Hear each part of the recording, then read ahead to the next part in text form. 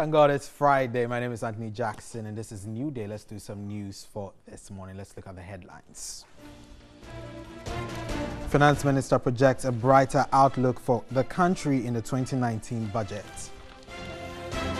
Spare parts dealers at Abossey-Okai unhappy with government over what it terms neglect of their woes. All is set for the NDC's National Delegates Congress as party readies to elect fresh executives in 24 hours.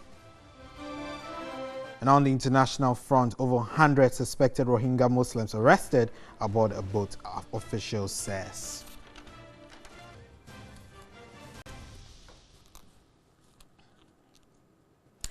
Let's start off in Parliament, where it took the Finance Minister 4 hours to deliver the 2019 budget. The policies, which were premised on the laying stronger foundations for the economy, saw government name some interventions to ensure a robust economy in 2019 and beyond. The 2019 budget statement was on the theme, a stronger economy for jobs and prosperity. Government has therefore said it will work towards industrializing the country's economy by implementing one of its major campaign promises of putting up one factory in each of the country's districts. To this end, the Finance Minister said government will be riding on two major agriculture policies, planting for food and jobs and rearing for food and jobs, which will churn out raw materials to feed these factories when they are completed. The Finance Minister, Ken Ofori-Atta, has meanwhile put the country's debt as at the end of September 2018 at 170.8 billion cedis. This, he explained, comprises external and domestic debts of 86.6 billion cedis and 84.1 billion cedis respectively. According to him, the rate of debt accumulation would have been 11.5% without the cleanup exercise occasioned by the banking crisis. He announced that following the establishment of the Energy Sector Levy Act bond program in 2017, government has steadily settled over 5 billion cedis in legacy debts and aged payables towards the goal of a financially viable and competitive power sector. Finance Minister Ken Ofori-Atta also justified his intention to lead the country to subscribe to the rare century bond in the coming year. Argentina, Austria and Mexico are the only countries that have issued the rare bond to finance infrastructure and other projects. He says these landmark economic transformation plans require a more ambitious financing arrangement and the capacity to retire about half of the country's debts secured under a high interest rate environment during the previous administration. Now, the Finance Minister announced a revision of income tax band of 35% on above 10,000 Ghana cedis to 30% on 20,000 Ghana cedis. The minister announced the review when he presented the 2019 budget in Parliament. The budget statement, which is the third under the Akufo-Addo administration, was themed a stronger economy for jobs and security. The minister revealed the 35% income tax band, which was introduced in the mid-year budget review, has been revised. Government proposes to review this band to impact monthly income above 20,000. The minister also announced a review of tax exemptions, which many economists have advised as a revenue mobilization measure. To simplify the collection of withholding tax for both small-scale mining operators and tax authorities. The point of collection of the tax will be shifted to the point of export. Other tax policy introductions include the development of an e-commerce tax policy, review of tax exemptions policy, and withholding tax on small-scale mining. The government's first ever budget, christened as Sempa Budget, read in March 2017, brought to life the flagship policy, Free SHS, and the abolishing of taxes termed nuisance tax. The second, Ejuma Budget, read in November 2017, promised to bring about jobs and economic prosperity for Ghanaians. The 2019 budget was dubbed a stronger economy for jobs and security.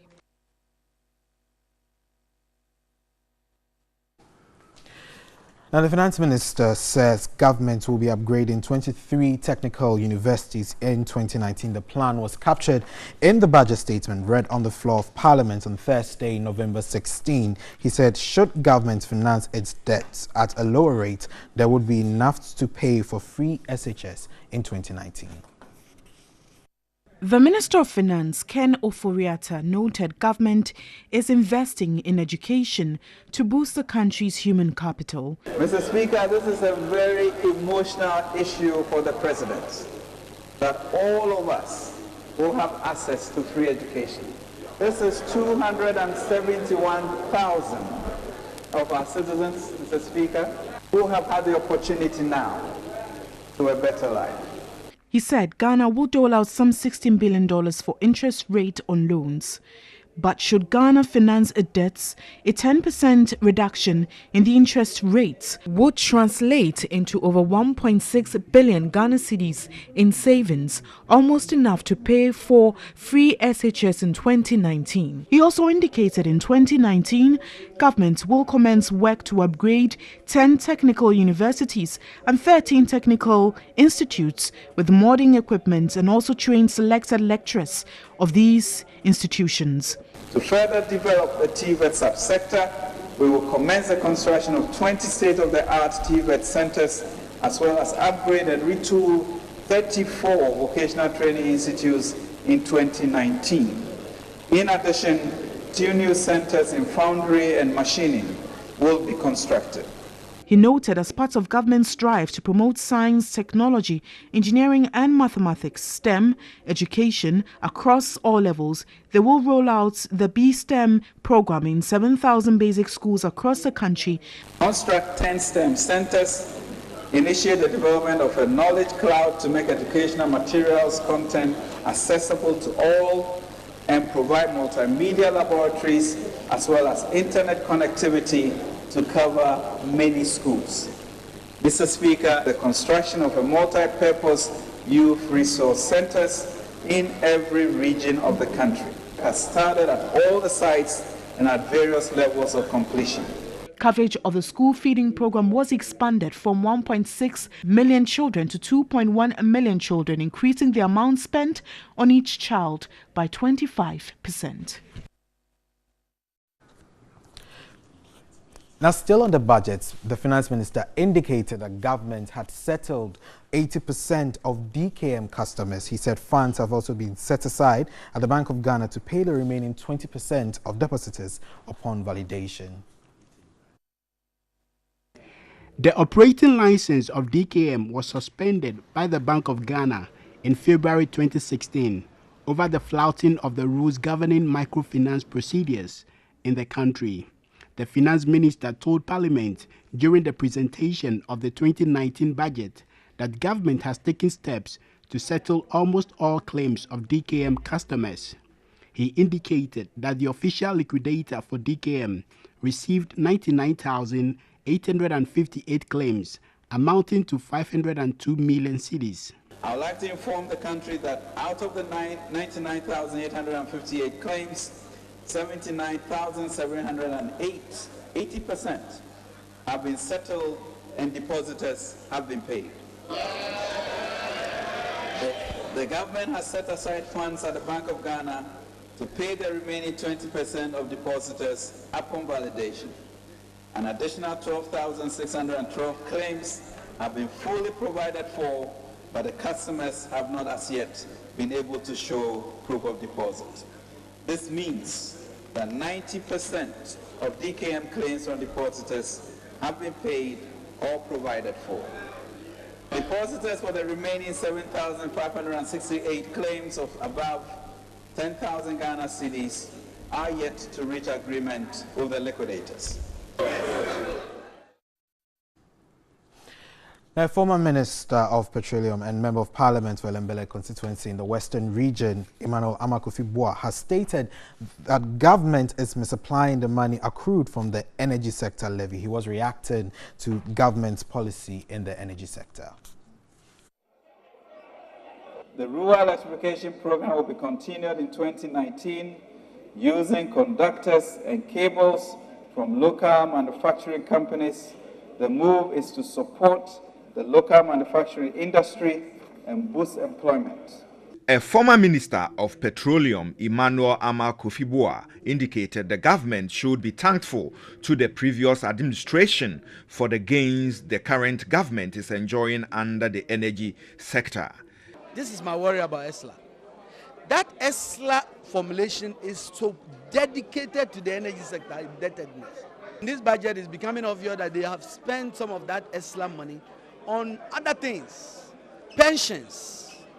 600 million to be precise. The minister must explain, and we'll ask that in the debate.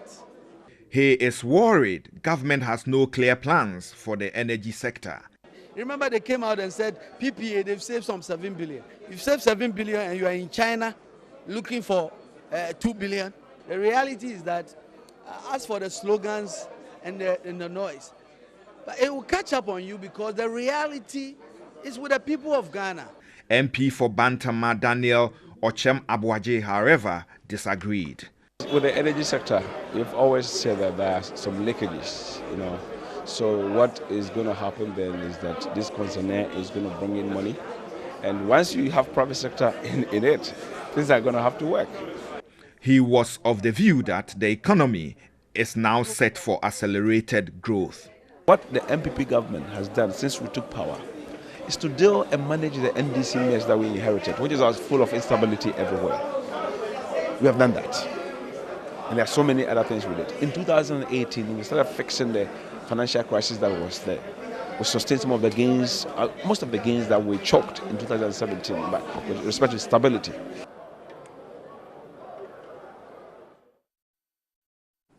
Well, still on the budget, that was Okai Spare Part Dealers Association says they are unhappy about the silence of government on challenges facing their sector in the 2019 budget. They argue the various interventions mentioned by government to maintain the cedi stability are not convincing.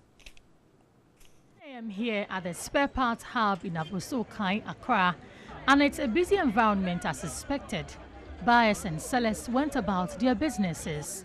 Few minutes into the start of the budget presentation, we noticed a reduction in movement as people drew closer to their radio and TV sets. But here at the Abossey-Okai Parliament, it was a different story. We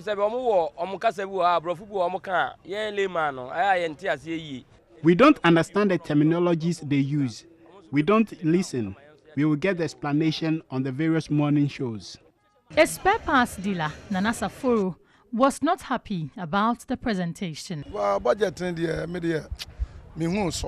We have a lot of challenges at the port, but the minister did not mention what is being done to resolve these challenges. I'm not impressed. Others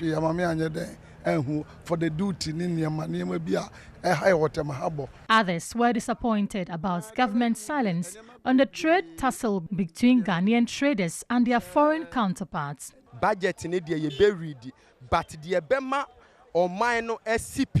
One of our pressing issues is the foreign domination of retail markets. The minister was very silent on it. It's high time we set our priorities right. Co-chairman of the Spare Parts Dealers Association, Clement Watting, said the budget was silent on their woes. I would say basically most of our expectations were not touched on. But if I want to look at the general totality of the whole budget for the nation, even though specifically as businessmen, nothing concrete was mentioned for us. He, however, lauded government on the various social interventions. Basically, what they have said, if they are able to, do all those things. I think next year by this time, we'll be sitting here congratulating them. We don't want this to be just theoretical, and in practical terms, they will not be able to, achieve anything. So, despite the fact that business aspect, they didn't say anything specifically for business as compared to the previous budget, I think it's okay. We will take it like that. The Ghana Trade Union Congress has asked government not to use SNIT pension funds as mortgage for workers without broader consultations or risk incurring their displeasure. Reacting to the 2019 budget statement, Deputy Secretary General of the TUC said workers should not be allowed to decide how to use their pension funds. The Secretary General highlighted the snitch saga in the TUC's 2019 budget proposal to government. He recalled the setting up of an investigation team in 2017 to audit and verify the operations of SNAIT. The team identified some misapplication of funds and over-bloated contracts which angered the TUC. Almost a year on, the report has not been made public and the TUC has described it as unfair. Dr. Yao, the General Secretary of the Ghana Mine Workers Union, Prince William Ankra, praised government for exiting from the IMF's 3-year-long program. He explained that the IMF programs have affected the stability of the economy and have prevented the rolling out of effective policies. He, however, cautioned government to ensure prudent fiscal management after cutting ties with the IMF. Discipline and ensure that we'll do the right thing, making sure that all the MDAs spend within budget, and we ensure that we are scrutinizing what they spend. I'm sure that we'll be able to get there, but if we let loose and we get into a kind of spending spree, then we are likely to have issues and we'll end up going back to the IMF. So we all need to put our hands on deck. The union again expressed confidence that government could achieve the 7.5% growth rate from 2019, but was quick to add that government should widen the tax net to absorb more people from the informal sector of the economy. Those who sell the cocoyam, the yams, the plantain, the oklo, the garden eggs, and all those series, what do they pay? Nothing.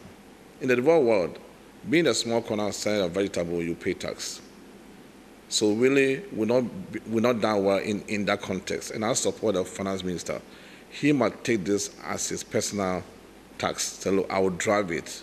The Mine Workers Union also asked government to conduct broader consultations before using pension funds as mortgage. So it's laudable, but let's be mindful that we don't dip our hand to a pension fund that is meant for our future. So anything that's still to drive the fund without being able to pay back will be a fiasco. And I'm sure that we've got to think through it very carefully. It's just a thought. Let's hope that before you can actualize it, we get a deeper conversation from a stakeholder perspective and make sure that the right thing is being done. Well, let's do some stories now from the camp of the NDC. Now, 65 aspirants of the National Democratic Congress would compete for various positions in the SIT National Delegates Congress at the Trade Fair Center here in Accra. Apart from the positions of the National Women's Organizer and the National Youth Organizer, all other positions, including Chairman, General Secretary, and Director of Communications, would be competed for. Banners, posters and miniature flags have been hoisted along the streets leading to the Trade Fair Center in the Greater Accra region, signaling all is set for the National Delegates Congress of the NDC. Speaking at a pre-Congress press conference on Thursday, Chairman of the Planning Committee of the party, Alex Segbefia, explained the party is ready for Saturday's showdown. Events are ongoing to make sure that we have a fully successful Congress on the Saturday, and that we hope that, bearing in mind what is happening in the country currently, you will be able to take news back that after the election that we held we are holding on Saturday, the NDC as a political party is ready to take over the reins of governance come 2020. He further indicated a press center would be set up to facilitate the work of the media. For you, the media, we have 51 media houses from Greater Accra, excluding other regions. The print media are 20, the electronic radio and TV are 25, portals 6, other media houses apart from Greater Accra 10. We will ask, should I say, inform the media that you must first register at the media village, which is going to be situated at the back there, before being allowed to enter the event hall. So even though you have your accreditation, you must register. And at the point of registration, you will then be given your media pack. Alex Segbefia noted the committee would consider speaking to the various telecommunication operators to ensure networks are not jammed during the Congress. Well, all is set for the maiden edition of the Media General Startup Fair, which will take place at the Aviation Social Center today, November 16 to Saturday, November 17. Exhibitors are confident of getting the needed information on funding sources and also offering huge discounts on their products on sale to the public. Most startups in Ghana complain of lack of access to cheaper credit. Unlike other countries where there are systems to support young entrepreneurs, such as cheaper loans, angel investors, government support, among others, the interest rate of financial institutions in the country remains high. Speaking ahead of the Media General Startup Fair and Funding Summit, winner of the maiden presidential pitch, Vanessa Aisha Liman, says there are avenues for funding, but startups lack information on them. I think most people don't know about that. That is why they think there are no avenues or there's no funding for entrepreneurs. Most people don't know much about it, they don't read more about it, but I think they are trying their best. About 50 startups are expected to patronize the two-day fair, which will have participants exhibit their products and services. There will also be free health screening for members of the general public. The event is open to the general public to come and enjoy the massive discounts offered by exhibitors at the Aviation Social Center on the 16th and 17th of November. Let's do some international news now. More than 100 suspected Rohingya Muslims were arrested aboard a boat in Myanmar's largest city, officials said, raising fears of a fresh wave of dangerous voyages after a 2015 crackdown on people smugglers. The boats carrying 106 people were stopped some 30 kilometers south of Yangon's port township, and senior police officials were on the way to investigate them.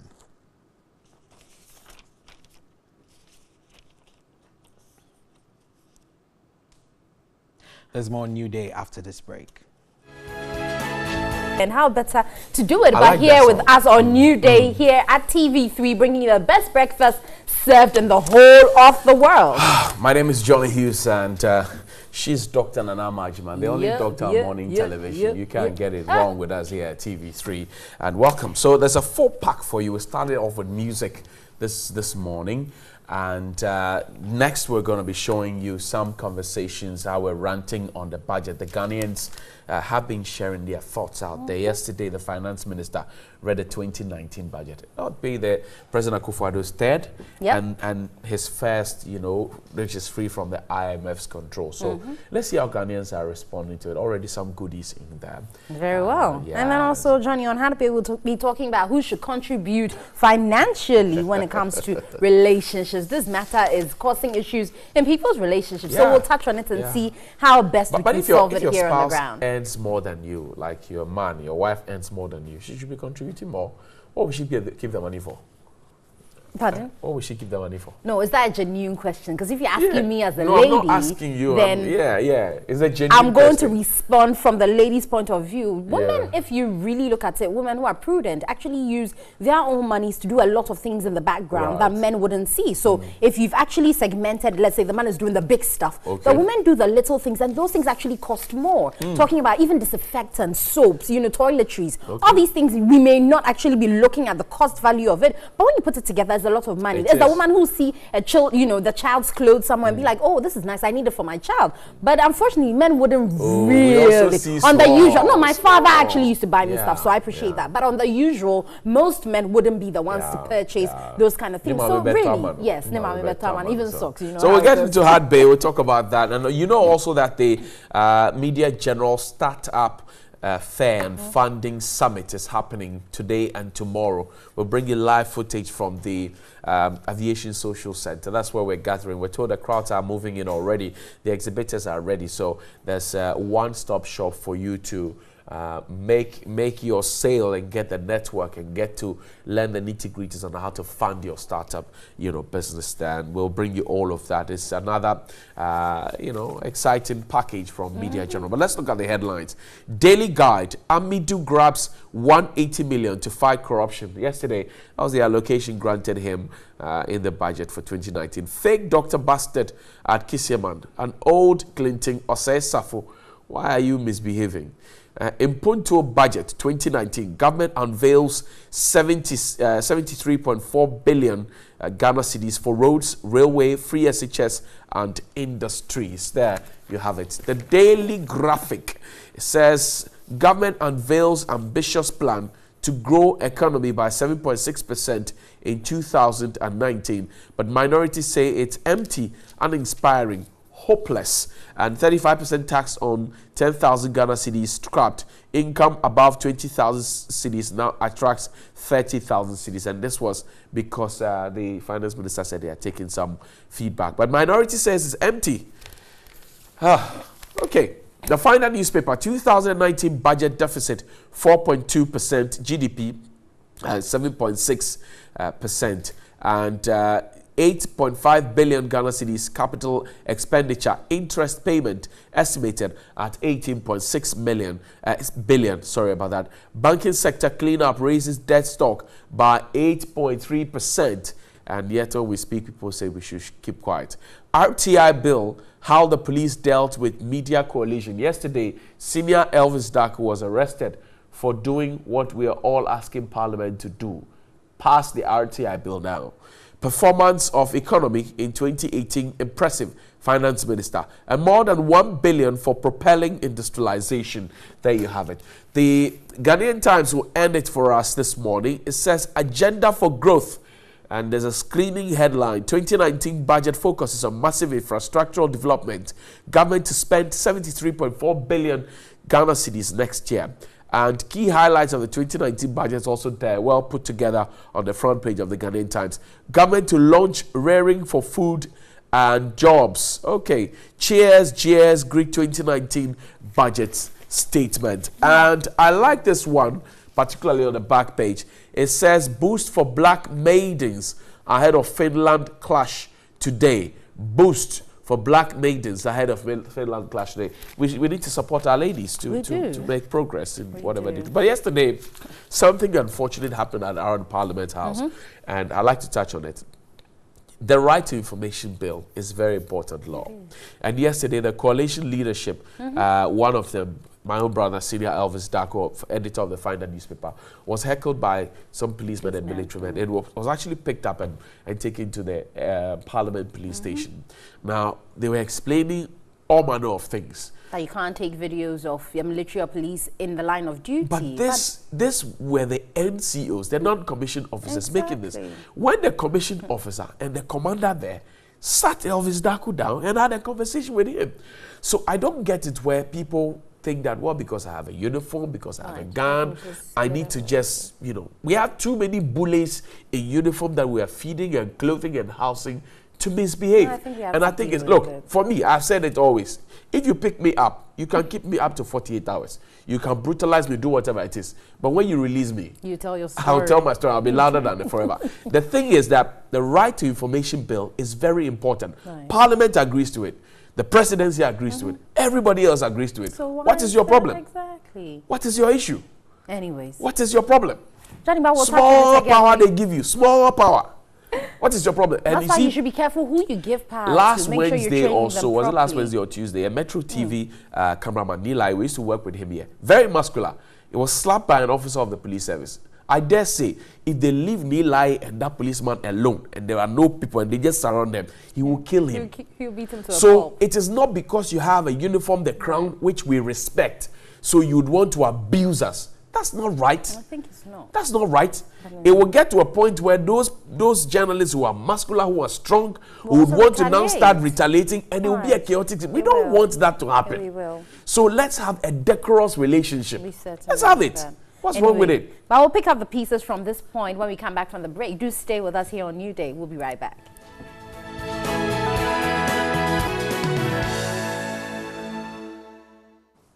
In Accra, there have always been schools, but there's always been a high school that has existed for 95 years. And they are celebrating their anniversary, and they're here to talk to us about it. I've got Edmund Kofi Dufo-Adai. He's the president of the All Students Association, and Emmanuel Kobna Beidu, headmaster of Accra High School. Good morning, gentlemen. Good morning. So I'm in love with your motto. I want you to mention it and tell us what it means. Yeah, our motto is, redimentis opportunitate. And what does it mean? Literally means that make use of your opportunities. Okay. Make hay while the sun shines. Put value on yourself every minute, every time.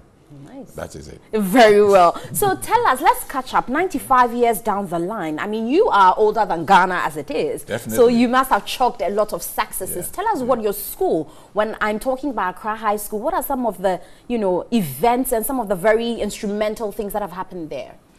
Accra High School, like you rightly said, has been around for a while, before Ghana was named. Right from the times of Gold Coast, we've been there. Accra High School has helped to raise leaders who have played their role in shaping the affairs of this nation. People like Professor Miranda Greenstreet came to Accra High School, and we know her impact in the history of Ghana. Professor Tukwe Okai, the late, an international icon of repute. I mean, you cannot speak about Ghana's issues and you won't mention him. Emeritus Professor Nukunya. You go to University of Ghana, and his history is there for people to see. There are others I can mention, I mean several. And these people didn't limit themselves to Accra High School. They gave back to society. They impacted the nation. They helped shape the direction of this country. And so in contemporary times too, we have people like Professor F.E.K. Nunu, who was the dean recently. He was the dean of the University of Ghana. We have Dr. Ama there, and among others, people in the industry who are working. We have Ernest Calvander-Poy of CompuPrint. I mean, if you want to talk about PMP, I mean, everybody in Ghana was at a point in time was reading PMP. Right. He carried the nation with him. This is an Onupa, as we call ourselves. Oh. Yes, we are the Onupa because since 1923, we were the first school to have been established in the Eastern Province. That is between Greater Accra and then the Eastern region then. Yeah, and so with that along, we came to identify with it, and we told everybody we are the Onupa. And so I sit here as an Onupa. Yeah. Very well, Onupas of this morning, Onupai. But let's get on with the school as it stands. What is the school, you know, interested in getting from the old Students Association to make sure that you remain the school, the high school that you've always been for 95 years? Thank you very much, Doc. The school is expecting the old students to carry the school. In every institution, it is those who have passed through the system, and they are at a stage where it is their turn to carry the school. As it were, the government alone cannot do it. So we need the old students to carry the school to where we all suppose it will be there one day. Very well. In celebrating this, we can't talk about, I mean, we can't leave out talking about free SHS and also, you know, the feeding and some of the challenges that came up with it. I'm interested in finding out what Accra High School, you know, has faced when it came to the free SHS and what maybe the old students have been able to help do to alleviate some of the problems.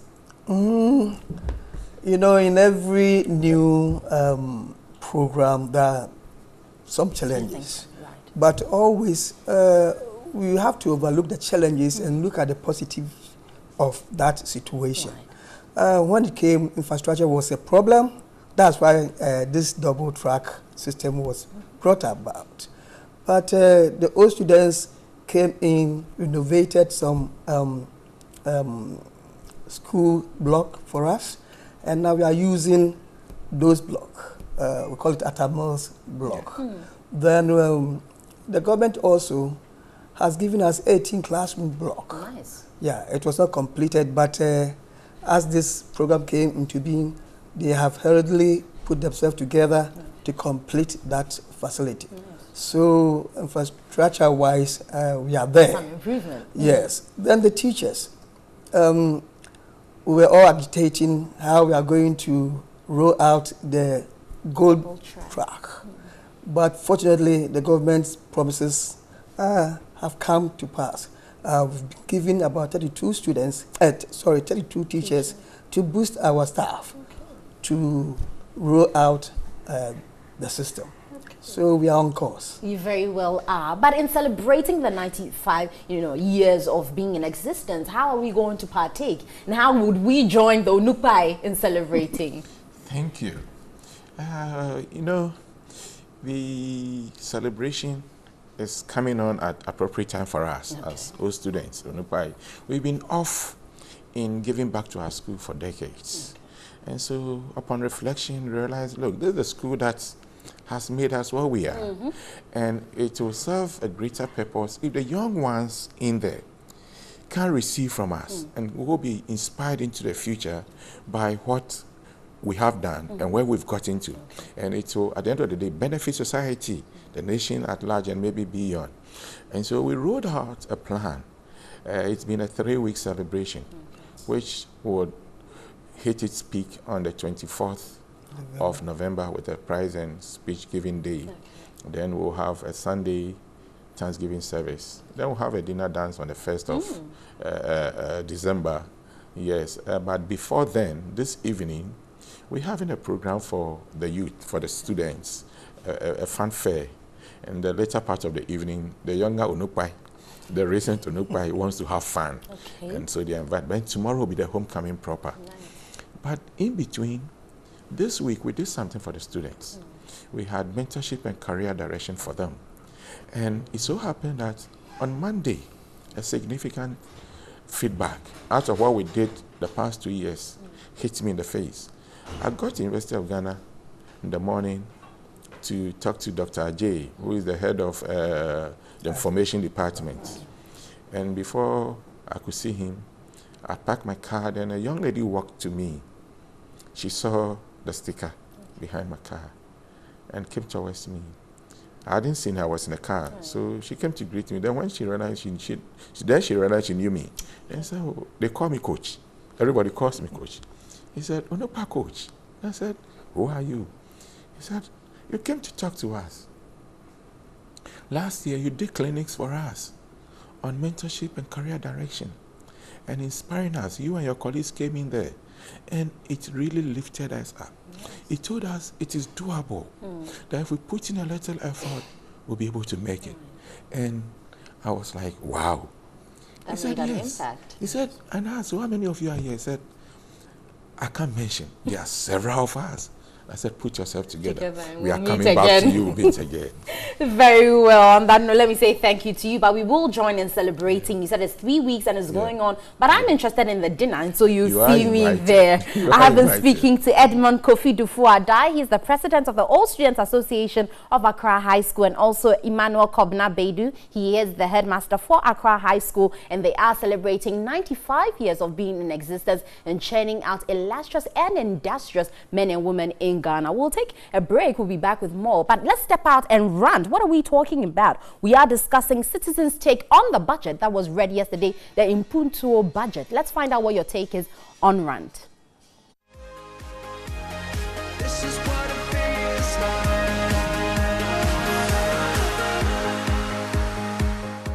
A very good morning and welcome to Daily Rant here on Newday. My name is Josh Quinn. Remember, we are live on DSTV channel 279. And yesterday, the finance minister was in Parliament to present the 2019 budget. And it took him about 4 hours to present the budget. And the policies were premised on building a stronger foundation for the economy. And some interventions were named to ensure we have a robust economy in 2019 and beyond. And the finance minister termed the budget as Impuntuo, and that's development. But I don't know what you also think of the budget. This is Daily Rant. Let's keep talking. If you look at 2018, when the budget was presented last year in November, there was less government spending, and it has really affected, a lot of people in 2018. You could see, even at a point in time, the president himself had to admit that the country is difficult and there's no money and all those stuff. So I think if government should increase his spending, it will create GDP growth. The expectation, I think, is too high. 7.6. 7.6, I think, is too high.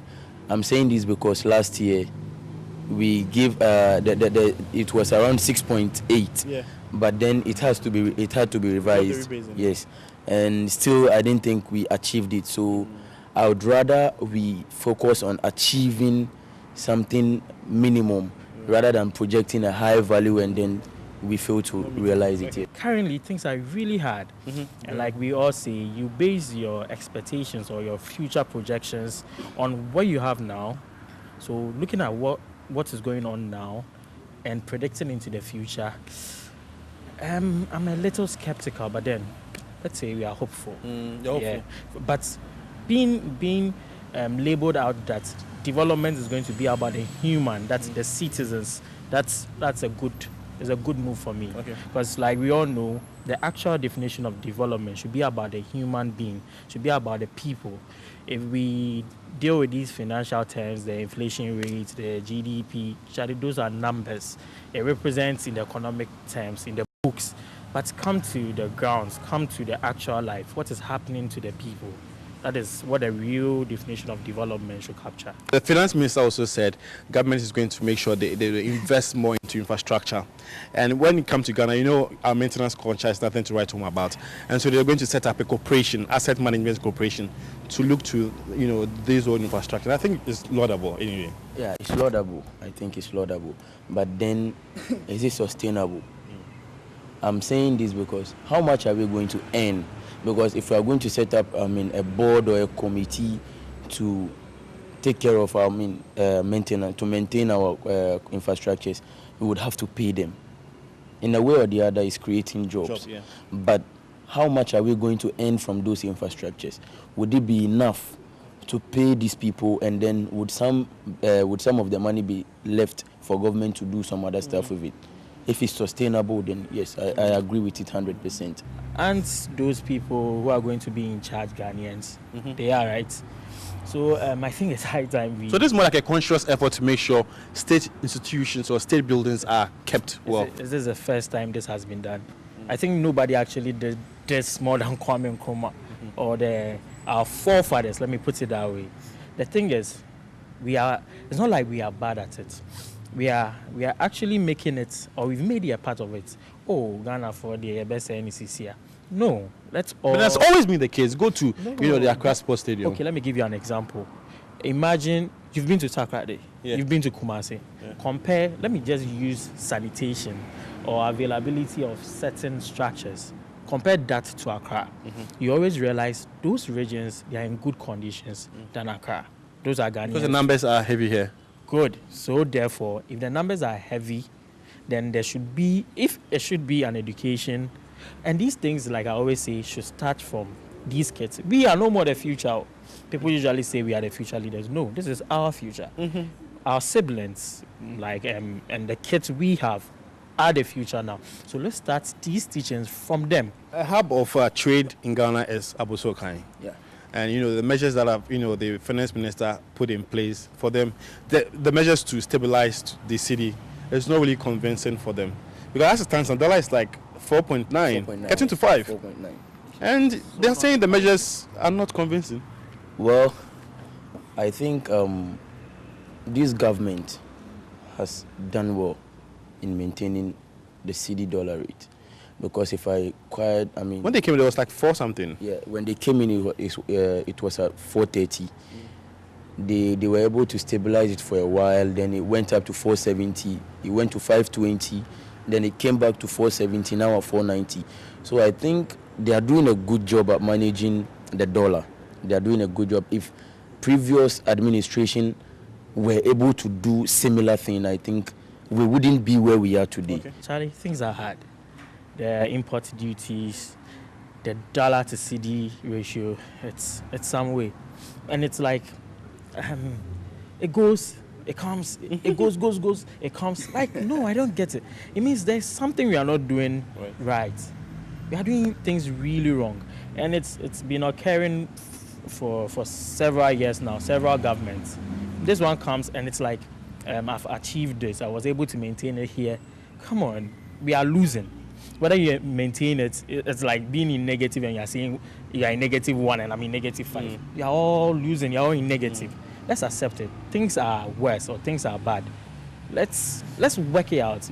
If other people or other countries have been able to do it, I presume we can also do it. Okay. Because these people are always important.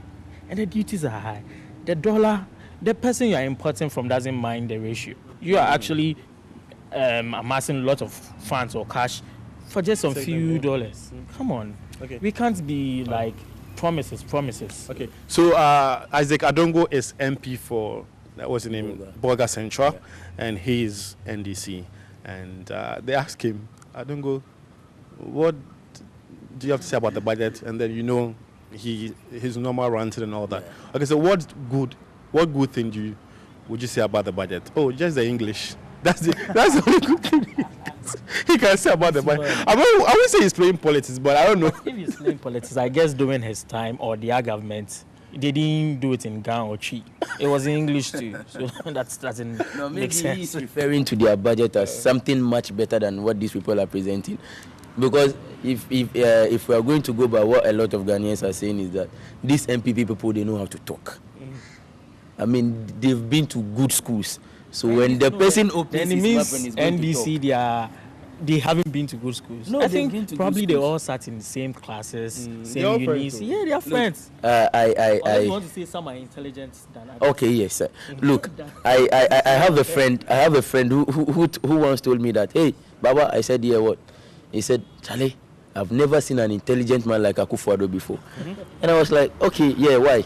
He said, look at how he managed to convince the whole of Ghanaian population to vote for him. And this is what he's giving us. This man is intelligent. We didn't bargain for this. But it's true, we didn't bargain for this. And like I say, I always give people the chance before I actually crucify them or justify them. Okay, there's one thing winning an election, another one manning the country. No, but if you can't man the country, why do you actually come in to win an election? You see, this is my problem. When people, or let me say, when the current administration blame the past governments, I have a big problem. It means they have a lot of time at their hands. You are in government, forget about whoever is out of government. Do what you want to do. So moving forward, do you think Ghanaians really understand the budget? And if not, how well can we simplify them? Because there have been instances, Charlie, yanka budget once, I don't get what it is.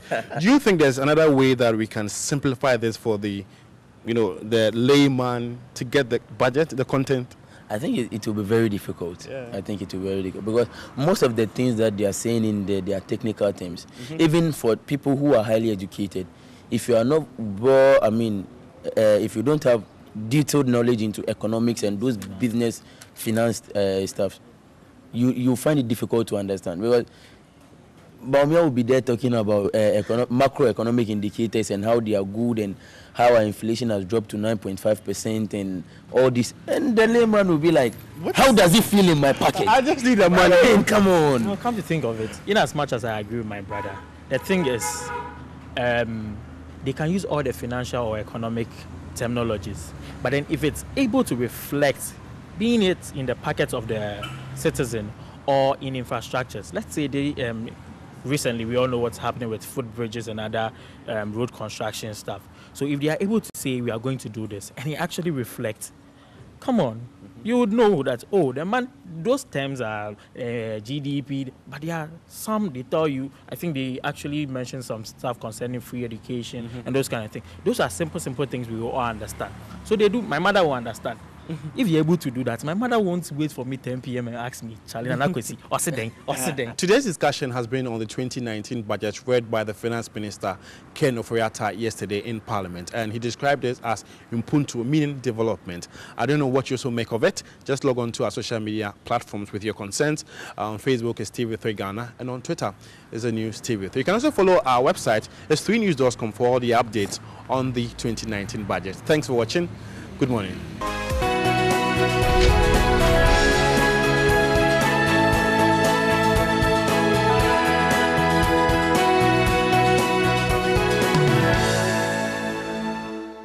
Welcome back. Let me say happy birthday to Veronica Sempachadide, wife of our own Bright Sempachadide, host of Onua FMC and Sempa Morning Show. He says, you're the love of their life, and if he comes back to life, he will choose you one more time. Happy birthday to you.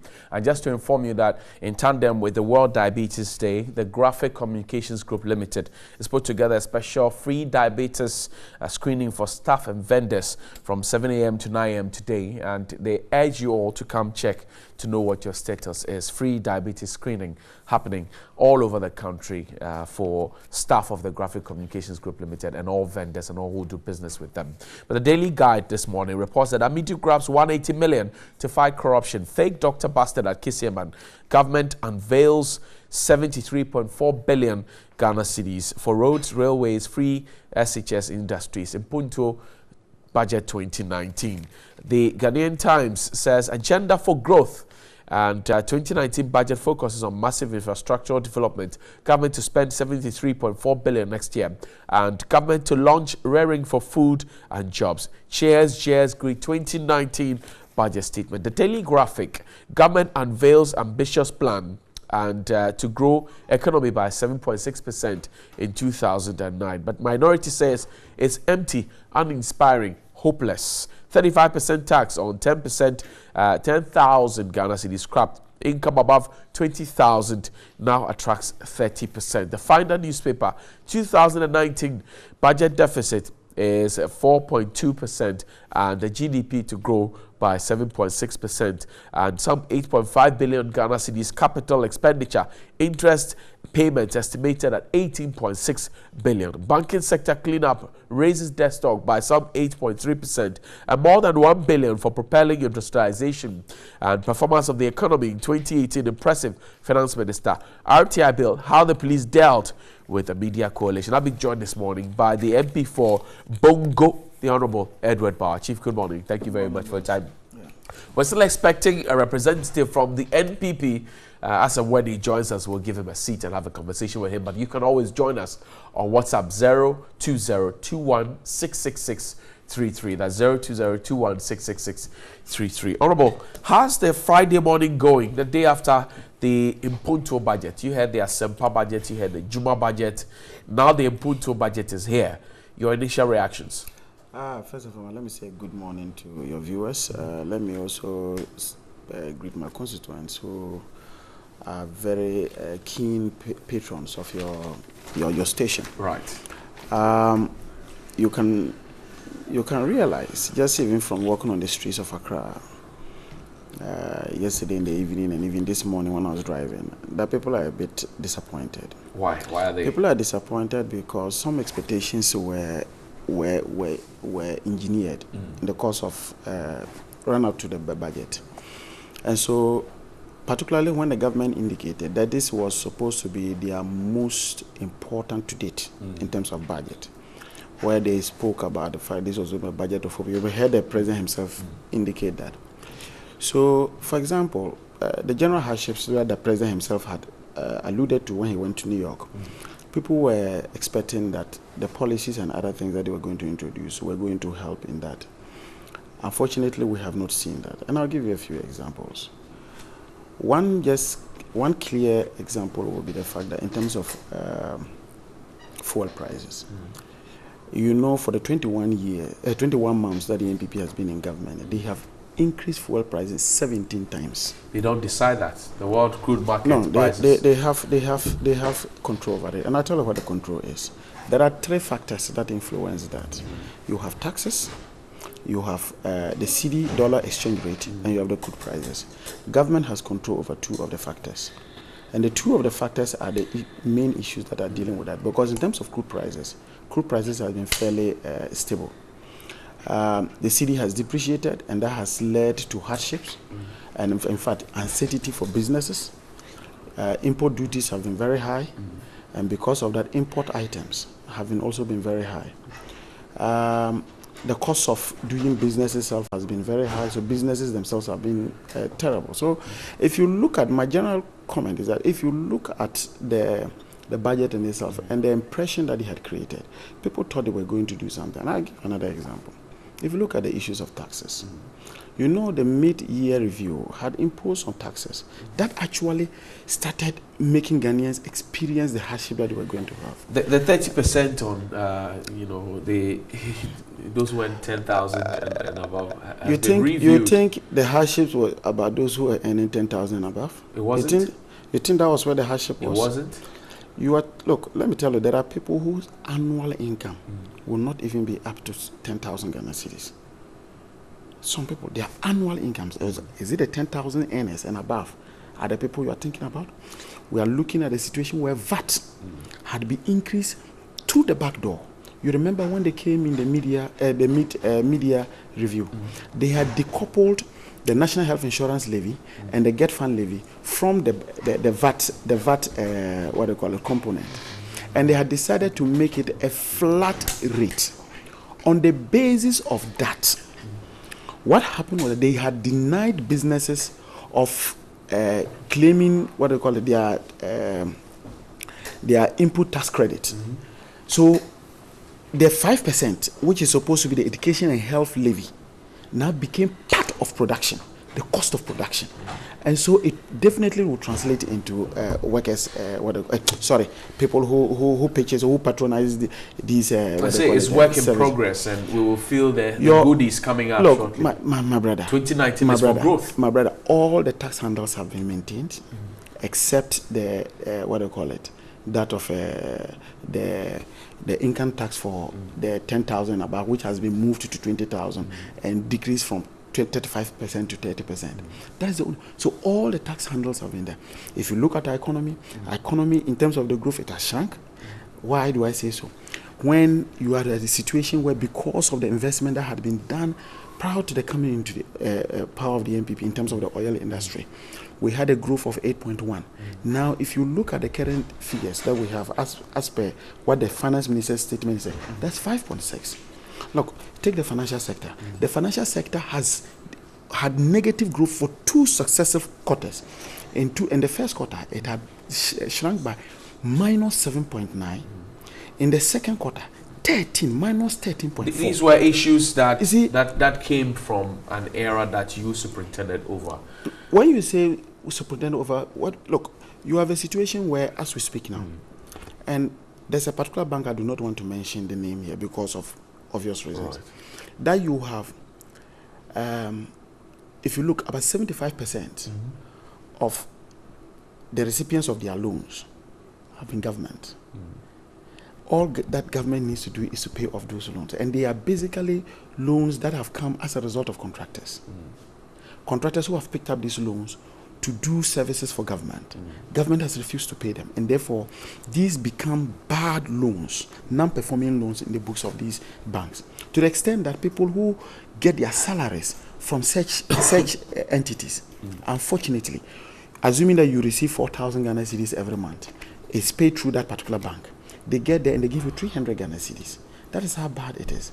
You have had people losing jobs, and you still tell me that this is the case. This is a case of hope. And now, if you look generally, they have hinged their infrastructure. Their infrastructure is on a facility that we do not have control over, and that is the Sino-Hydro, the Sino-Hydro loan facility that we do not have control over. What's wrong with it? It's coming on full screen. I'll give you, maybe let me give you just an experience. Tell me. Look, under the NDC, even though there was this projection of trying to get 16 billion from China, even with the 3 billion, we did not get it. We did not get all. I'm just trying to tell you that dealing with China is not a certainty. And so to hinge all your public infrastructure development on one single loan facility is a very dangerous. And it is clear, the figures talk for themselves. Look, if you look at, based on the government's own, statement that it made yesterday, look, if you look at capital expenditure as a ratio of GDP, it had moved from 4.5% in 2016 to 3.1% in 2017, and it is now down to 1.7%. And capital expenditure as a ratio of GDP is a clear indication, it's a measure of how we have invested in public infrastructure. That explains why you do not have, that's why you do not have schools. In 2019. That's the projection. Look, and I'm going to make a point. That it tells you why that you do not have pipe and water in your village. You do not have a clinic being done. You do not have your roads being repaired. You do not have your rural education being extended. It is a factor of the fact that we have had our capital expenditure as a ratio to GDP, moving from 4.5 to 1.7. That is the first thing. So they're rewriting. Look, they're you are writing telling the me that you are wrongs. telling me that you are paying debt for NHIS, for example. If you are paying debt and other things, my debt level should go down. We have had a situation now that the debt stock has moved from 120 billion to 170.893 billion. That's almost 50 billion. What do we have to show for it? So do you think that if for 50 billion, SHS to show for it? So you have free SHS. Planting for food and Look, jobs. just today, Kalpohene SSS, they had indicated very clearly that, look, and they were talking to the students. The second track, they do not have teachers teaching them. The reason being what? The teachers who were supposed to be engaged have not been engaged. These are kids who still sit on the floor to write. And I'm just saying, this morning's news, it gives you a clear indication that the SHS itself has a problem. And I'll explain to you why. When it was just a single stream, what most headmasters were doing was to use, because the second year and the third year, they were paying fees. So they were using those monies to a very large extent, subsidize that of the first years, because central government was not releasing funds. Now, most of the schools are now being faced with the fact that they just have to use the third years on to subsidize 2 streams. And that is becoming a very serious. How do you talk about free SHS when, to a very large extent, you are compromising quality? Is quality being compromised? Seriously. Look, let me tell you. I just want to make, you take a school like in Upper East, there's a school known as Zamsi Secondary School. And I'm using concrete examples. Zamsi Secondary School, even before the introduction of the free SHS, and even when they introduced the free SHS for the first stream, takes on the average, roughly, they have a total population of about 7 to 8,000. Now, and they were doing one stream, and it worked. This year, in terms of the admission, they just had about 7,000, and they were doing double track. Can you tell me that it is as a result of space? It's a result of a funding issue. And that's what Professor Ayite has predicted. Now look, in next year, we are expecting that we'll be spending in the neighborhood of 3 billion, that's 3.3 billion to finance that. That's because you're having 2 streams now. You would yes. have two No, the question is, are you able to fit that? And that was the argument. government says they are able to fund it. Look, you see, my brother, you and I, we may be able to even augment the instruction period for our kids when they come home. Can you imagine the yam seller who is just on your streets where you go to maybe buy yam? Maybe your cocoa seller who is around, whose child has gone and has, even with this single track thing, they spend almost 3 weeks trying to even locate where their classes were, whether they belong to blue or green or yellow or violet. Now, and then, so they would definitely have had a limited period of instruction. Now they come home. That's not new. In the regular school, when you go, you have 1 week of orientation. But you have a continued, the moment you finish with that, then you then have a sustained period of instruction. Over a period that you now have first term, second term, third term. A sustained period. Now you have a student who will come in for 40 days or 41 days. 41 days and go home for about another 41 or something. Look, I spoke to a headmistress of a girls' secondary school and he said he was very scared. He was scared about the fact that he has her students going home to sit in the house for over 40 days without doing anything. Beyond just the fact that they may not, depending on the type of homes they find and the economic situation they find themselves in, they have a situation where they are exposed because of their immaturity and other things, exposed to being pregnant. And this was a headmistress who was scared to the bone. And if they vacate after first term, in between first and second term, they won't be exposed. If No. You see, it's about, they don't stay home for that long. And I'm going to explain. You see, you and I can afford to have a home care to take care of our children when even we are not at home. Engage them in something. Somebody who sells the plantain in the market will have to leave the child and go to the market to sell, or else they will not have food on the table. So there's no even supervision on the child. And the child has not gotten to the state where the child can take an independent decision as to the fact that to distinguish between the wrongs and bad and the effect it has for the future of the child. And so I'm just trying to, if you look at the policies... So there's nothing good in the budget, according to you? Look, let me tell you something. What if you ask me, is there something good? Yes. If you look, is there something I fall in the bracket of the 10,000 people. Okay, so it means that my 2,000 Ghana cedis has been restored. Right. But I am not the reason. I should not be the target. But it takes a ripple effect. People depend on you. But you see, I'm not depend on you. See, you have yes. But the question is, how many people will depend on me? How many people can you subsidize their incomes in even your village? How many can you do that? So you must have a situation where people can really survive on themselves, by themselves. So I am just telling you that if you just look generally at the budget that has been presented, and yesterday it was clear. I don't know whether your station carried it live. We did. You could see even from the majority that they were just quiet. They were worried because they were listening to the they were scared. Budget. Look. The first one was what? What was the first budget? Asempa budget. And you remember what happened when the Kaya Yes and then the Abuso papers people went, and only to realize that they were tricked. The second one was a Juma budget. And what did it happen? It led to the collapse of jobs. Even your station here have laid off workers. The jobs that collapsed in the banking sector. I interviewed Setekwe here. He says that if he didn't feel responsible for it, he wouldn't have gone for a bond in an election year to go and sort some of those things out. Look, so you are talking about the banking. So you are talking about the banking this thing that is collapsing your media houses. No, so I'm just giving you. You're trying to draw. I put this question to Setekwe here. Yes. Was seated where you are seated. I put the question to him. I said, look, these things happen under your watch. Do you feel responsible for it, or do you take the blame? When you say it was under our watch, what do you mean? Look, let me tell you. If you look basically on what do you call it, is it 2 or 3 of the banks that were made, the licensing was done under Addison.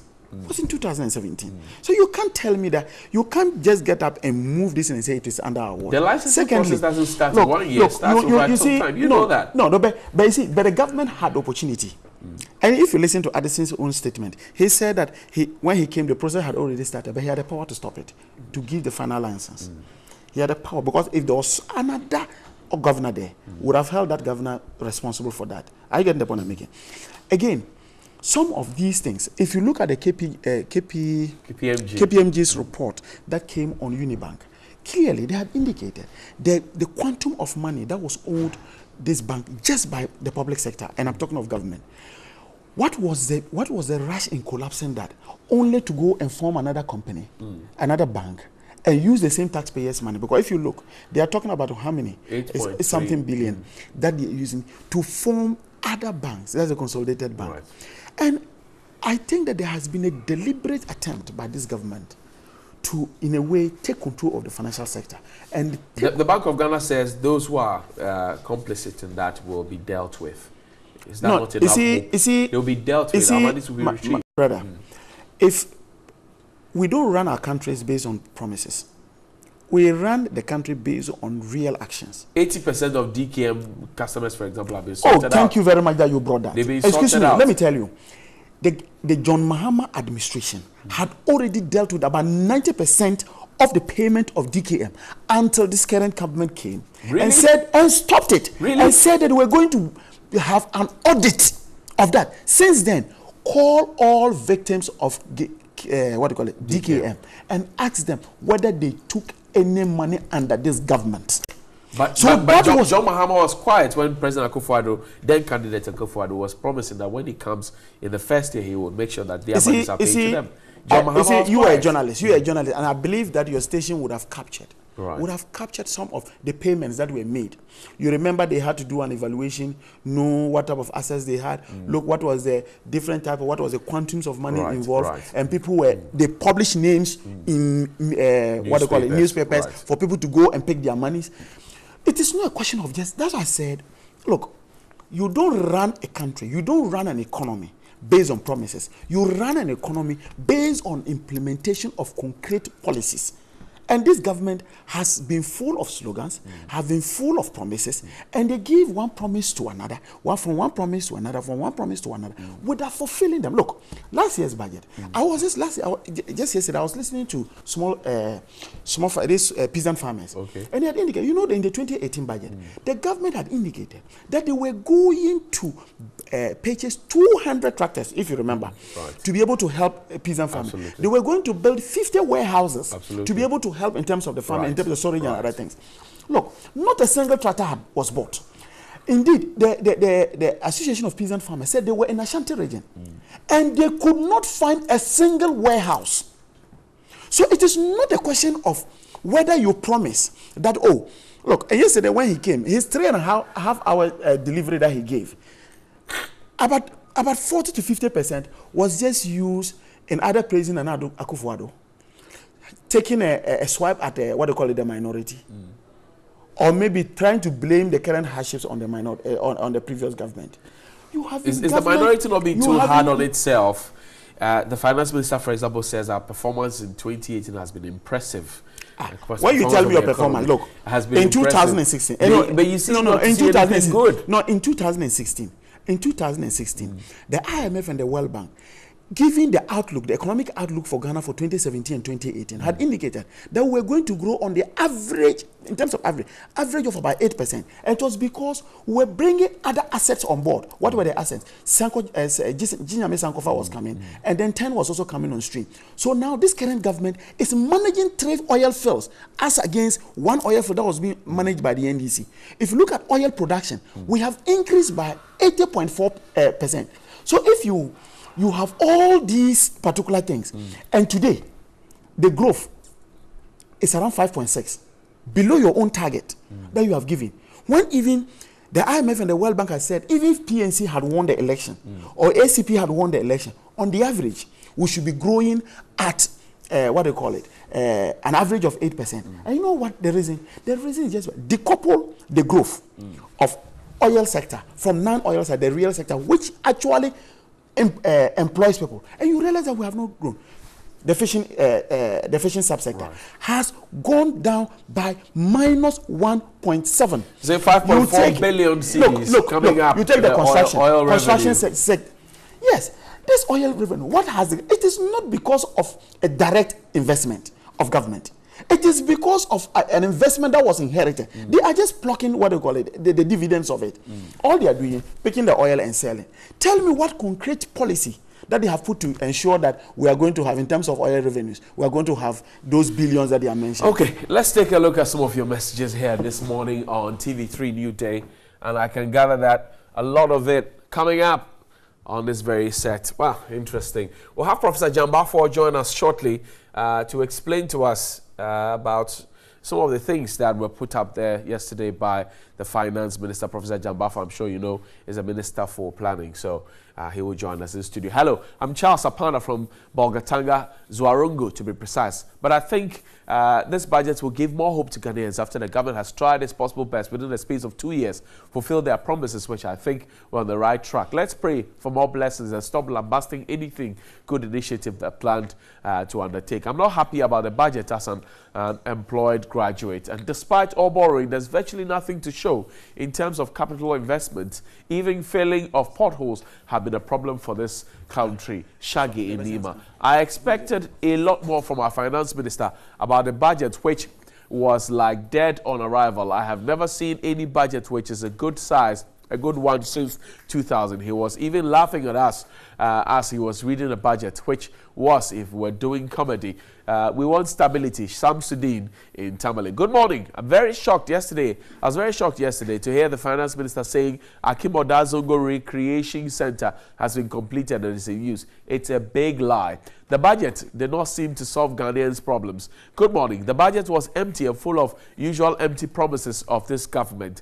And this government have increased fuel prices for about how many times? Only God knows. We can't feel the debt to GDP inflation and all the technical words he mentioned in our pockets. Seidu, Salimco, Di Maria, Tamale South constituency. I must say to this end, the end of the year budget is just one of the usual promises being filled with dependent on borrowings in such a time of Ghana beyond aid. And good morning, TV3. I'm actually not proud as a Ghanaian after watching how indisciplined those who are supposed to represent us in Parliament behave during the budget reading. Aside that, I overheard them talking about NAPCO, yet they have forgetting that they made it optional to the graduates of this country. My question is, what happens to the 24,000 bonded nurses that completed 2016 and still captured in the budget of 2018?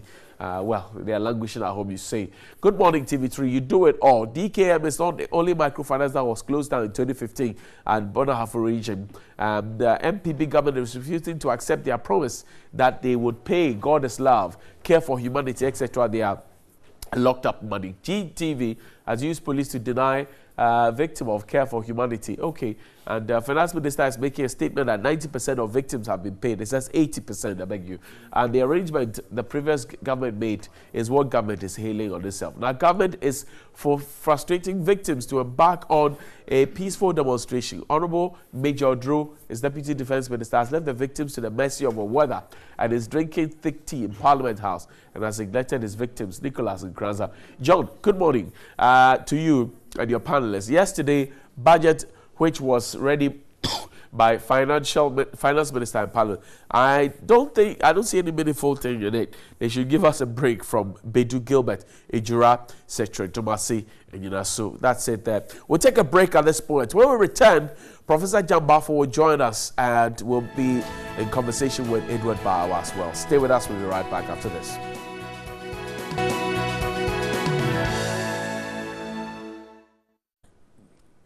Welcome back and thank you very much. Well, I had to let Edward Baha go so we could have an extensive conversation with Professor Jan Bafo. George Yao Jan Bafo is the MP for Wenchi and is also the Minister for Planning. Chief, good morning, Prophet. Thank you very much for your time. Grateful to have you. Yesterday was the Impunto budget as it was put out there.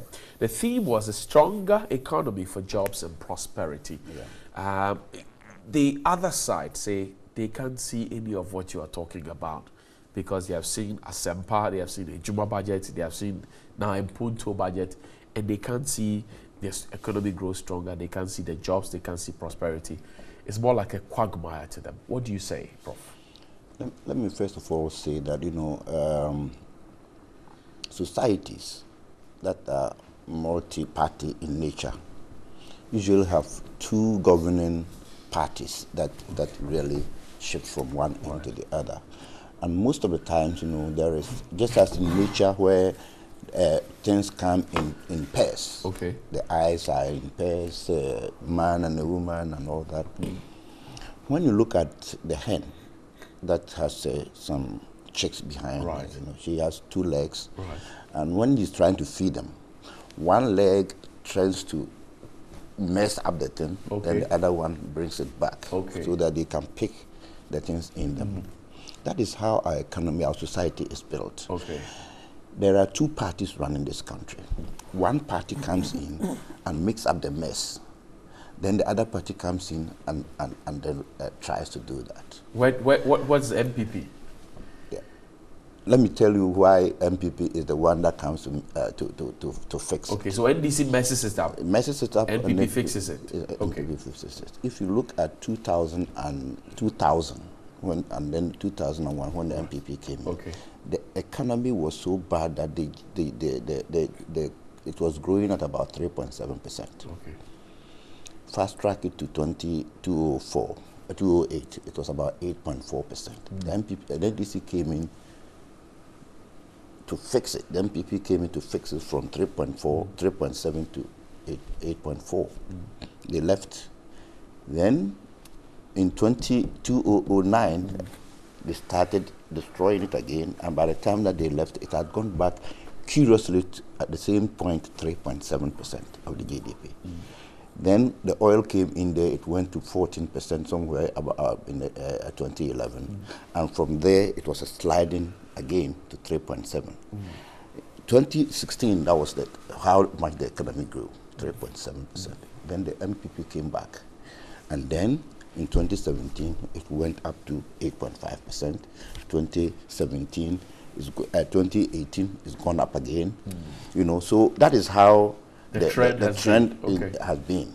So the destruction comes in, then the correction comes in. The destruction comes in. What does this mean for the ordinary Ghanaian, as they always put it? What it means to the ordinary Ghanaian is that, you know, I mean, when the MPP is in power and the economy gradually flourishes, gradually, people take it for granted that, oh, that is how it should be. So anybody at all can do it. So Mukwaba, whatever they say. Mukwaba ni Mukwaya. Yeah. Then we go back, and then they start, and then the destruction begins. So what I'm telling the public is that they must be very careful about the way these arguments come in. But let me also tell you, let me show you, apart from the fact that from 2016, the 3.7% GDP growth rate went down to, came up to 8.5 under us in 2017, and it's up. Similarly, the inflation rate, the prices of goods and services, prices went up to about 15.4% by 2016. It hasn't changed. It is the inflation ended at 9.5 in October this year. But prices haven't gone down. It hasn't changed. The rate of change of prices is what we are referring to. Right. What it means is that, but for the fact that, you know, the government had not changed, the prices that we will have witnessed now will be higher than what we have currently. It doesn't mean that if it is 9.5, it means that it's in a stagnant. No. But the rate at which it will have gone up will have been higher than what we have. So you say we're in a better place now? A better place now in terms of prices. But the people say they can't feel this better place that you're talking about. That is why I'm saying that when people are when we are in power, people take things for granted. They think that, oh, it is okay. Let's talk about fuel, for example. The argument is that it's struck up so many times this year alone, or since you took over, and that is unacceptable. What do you say? You see, one thing that we should all understand is that the government doesn't determine the price of fuel in this country. It is done by, it is deregulated. Right. What the government only does is about it. Takes the taxes. That is where we can reduce the taxes, and we've reduced the taxes from the 40% that it used to be under NDC to lower than 20%, around 20%. Some say take the taxes off. Some say pushing the people. You see, it is true. You can keep all the taxes away, but the fundamental problem is not even about the taxes. The fundamental problem is about the structure of the economy itself. The fundamental problem is about the exchange rate. When the exchange rate gets out of hand, all these taxes become just minuscule. But the reason why it is the exchange rate can get out of hand is that, you know, we are importing more and exporting less.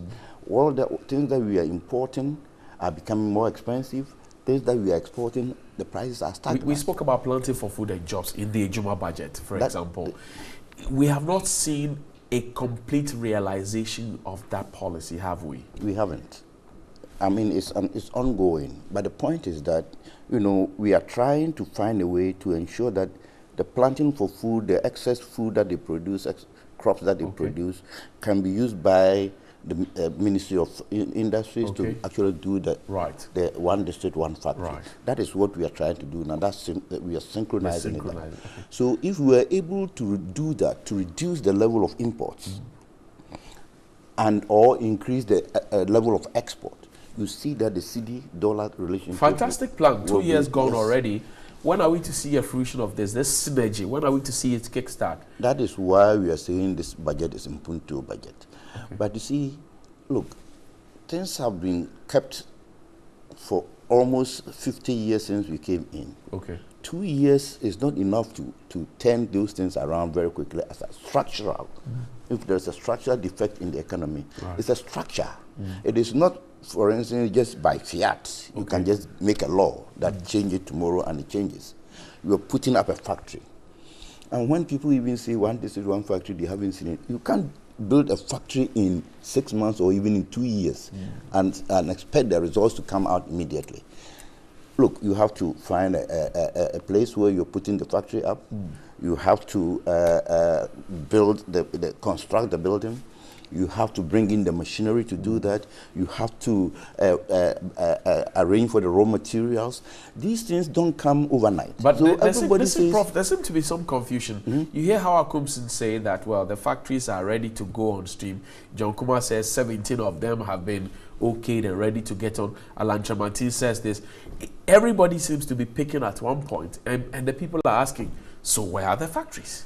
The people are picking at it. Maybe the choice of words is what is really confusing people, right? But all of them are saying that is in the process of being getting the factory done. Okay.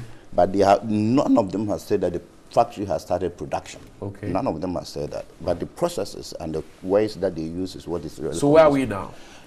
Some of them have been, they have started construction. Okay. Some of them, they are now in the process of maybe even getting the resources, the money. Okay. Some of them are at a very advanced stage, okay, but they haven't started operation. Okay. But you see, look, when you start with a process like that, if it is a good process, the outcome will be good. Okay. Nothing can stop it. You have to start it. Right. But you wouldn't expect that within a week or two, a factory will spring up. The road sector, you know, that leads to farming communities, for example, has come under our telescope or a microscope. And most of the roads that leads to these food baskets are not good. Yes. I didn't hear much of it in this budget.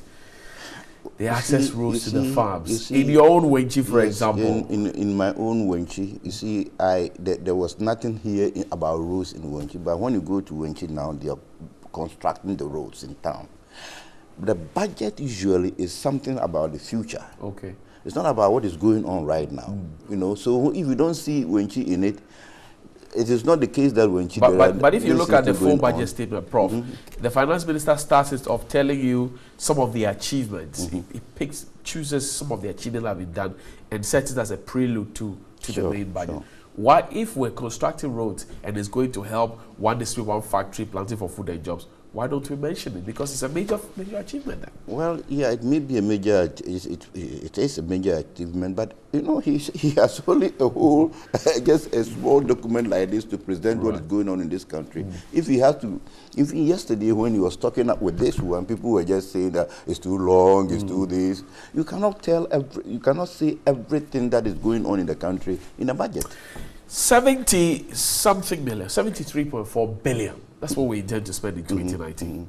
Do we have all the money? Where are we getting it? How much of it is donor funding, or are we sourcing from outside? You know, the deficit is going to be about 4.2% of GDP. Okay. And our GDP is about 40 billion. So the deficit will be about maybe 1% of it is a 4 billion or something like that. But so a lot of it, a chunk of it is from local sources. Okay. A little bit of it is from borrowing. Okay. And so, and of course, some of them may be from donors that will probably give us. Are not actually loans. So it's a mixture of all that. Okay. But yes, a chunk of our budget is usually from the domestic revenue. Do we know the figures, the percentages? Ghana Beyond Aid on my mind. In fact, I would say that maybe about over 70% of our budget is actually funded from local sources. Okay. More than that. The loans that we collect aren't that great. They are not very much. You see, even the aid that we get, and while people are worried about Ghana Beyond Aid, the aid that we get from the donor community is minuscule. You know, it is not some, but they give you conditions to abide by. So in relation to maybe the resources that you have, the resource envelope, your local resources may far more exceed what they give to you, but they give you some. When the World IMF gives you money, maybe $160 million or something like that, and they tell you that you cannot do this, you cannot do that, you cannot do that. And this $160 million, it's just a small amount compared with what we have. So that is what the president... Are we leaving the IMF? Certainly, yes. By the end of the month, the year, we will be out of IMF. Leave them. Yes. Prof, let's talk about taxation. The people say you are taxing them multiply, and perhaps all the tax handles have remained, apart from the 30% of 10,000 Ghana cedis NS, and now it's been moved to 20 Ghana cedis NS. They say, apart from that, everything else on the stream of taxes have remained. Is that the case? Everything else has remained. Nothing has been increased. Did they say that yes. too? So taxes are not necessarily, or you have taxes and each budget cycle you're saying you're reducing them. If you reduce all the nuisance taxes over the years, I mean, what again do you the ones that exist now, for example, the telcos are passing on some of the taxes to you, and they say, well, it's too much burden for us, multiple taxation, we can't take it anymore. Spread the tax net, really, and stop just saying it. Yes, we are spreading the tax net. First of all, when you want to tax people, you have to know where they are. Okay. And in this country, a lot of people, where they are, we don't even know, because we don't have the IDs and all that. So we are getting these IDs, people's identification, and that will help us to locate some of them. Okay. We are trying to look at addresses where we can locate certain operations. Okay. So we are finding a way of broadening the tax base. We are looking at other companies, mining companies and all that, in terms of how much they pay to government checks and all that, to broaden it.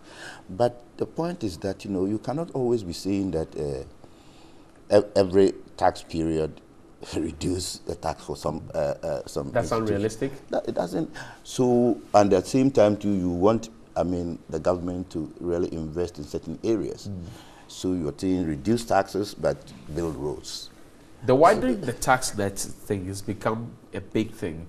Do we have timelines for it? Just trying to find where the people are, national ID, getting their data, everything? We have the timeline. The national ID that we rolled it out, and we are seeing that by the end of the year we should be able to, by the end of next year it should be over. Okay. So we will be able to identify a lot of people and then find a way. But you see, it's not that you really want to put so much pressure on people just to take their money. We are also looking at property taxes. Okay. When you go to areas in the country, very rich area, people live in those areas, the property tax that they pay there, you marvel. It's so ridiculous. People they don't even go there to collect the taxes. Okay. That is why he mentioned somewhere along the line that in the NAPCO, there are about 10,000 students. 100,000? No. Out of the 100,000, 10,000 is going to help in collection of the revenue Ghana. Yes, that's revenue Ghana. So that will help us, to be able to go around and collect these taxes. In fact, I had a conversation with Mr. Kofi Nti of the Ghana Revenue Authority, and he mentioned to me this initiative. So I'm hoping that it will come to play. But Prof, let's talk about infrastructural development. Your party wants to go heavy in 2019, railroads and all the issues in between. Key among that will be the National Cathedral, which is an infrastructure, for example. And the earlier conversation was that we're not going to have any state funding in there. Yesterday, the finance minister said something contrary. Is that not a contradiction? I didn't get it. What did he say about Well, he said we're going to have some chunk of money given, we're going to provide the land and all of that. It will become a source of what do you call it? I've forgotten how I put it. A seed and all of that. You see, whatever that we do in this country, we don't want government to be the one that actually leads we want the private sector to lead and government facilitate the process. And we haven't changed our position with regard to that when it comes to the churches. Okay. They will have to lead, we will facilitate. And the facilitation could be making available land, making available the infrastructure, the roads, as we were saying, to the factories. By the way, the factories that we were talking about, government was not going to build the factories. But the government had to make sure that there are roads leading to that. So similarly, what he was probably trying to address was that, yes, the private, the churches will do that, but then the government will facilitate the process. It comes back to the question of priority. The National Cathedral is key on your party's agenda. Is it a priority among priorities that the president put it? How can I do? How can I say something contrary to what my president is saying? The voices have been up against it. They think that we should not be having a national cathedral at this point. and we should be looking at, say, procuring more ambulances in a country that has only 52 ambulances. And by the way, yesterday I didn't hear any of that in the budget. In the ambulances? Right. I think you heard... we had the hospital in the Ashanti region, 500 bed, and then we'll come and do the third part of the 37 military hospital. Yeah, I think you heard the Minister for Special Initiative, the day or two earlier, had stated clearly that, you know, the ambulances, he has already made the procurement process is already going on. So that one, you know, the budget doesn't necessarily, it's forward-looking. Things that we've done or we are doing at times don't come. You don't want to mention them, But let's talk about the priority among priorities, which is the National Cathedral. Some have kicked against it. They say, well, this is not what we need at this time, and it will not work for us. Why is the government still adamant in going for the National Cathedral? You know, when we were trying to put up the Flagstaff House, the Jubilee House, there was the hue and cry in the country that we were not ready to have a seat of government. But then when we finished it, everybody felt that, oh, it was a great idea. So you see, look,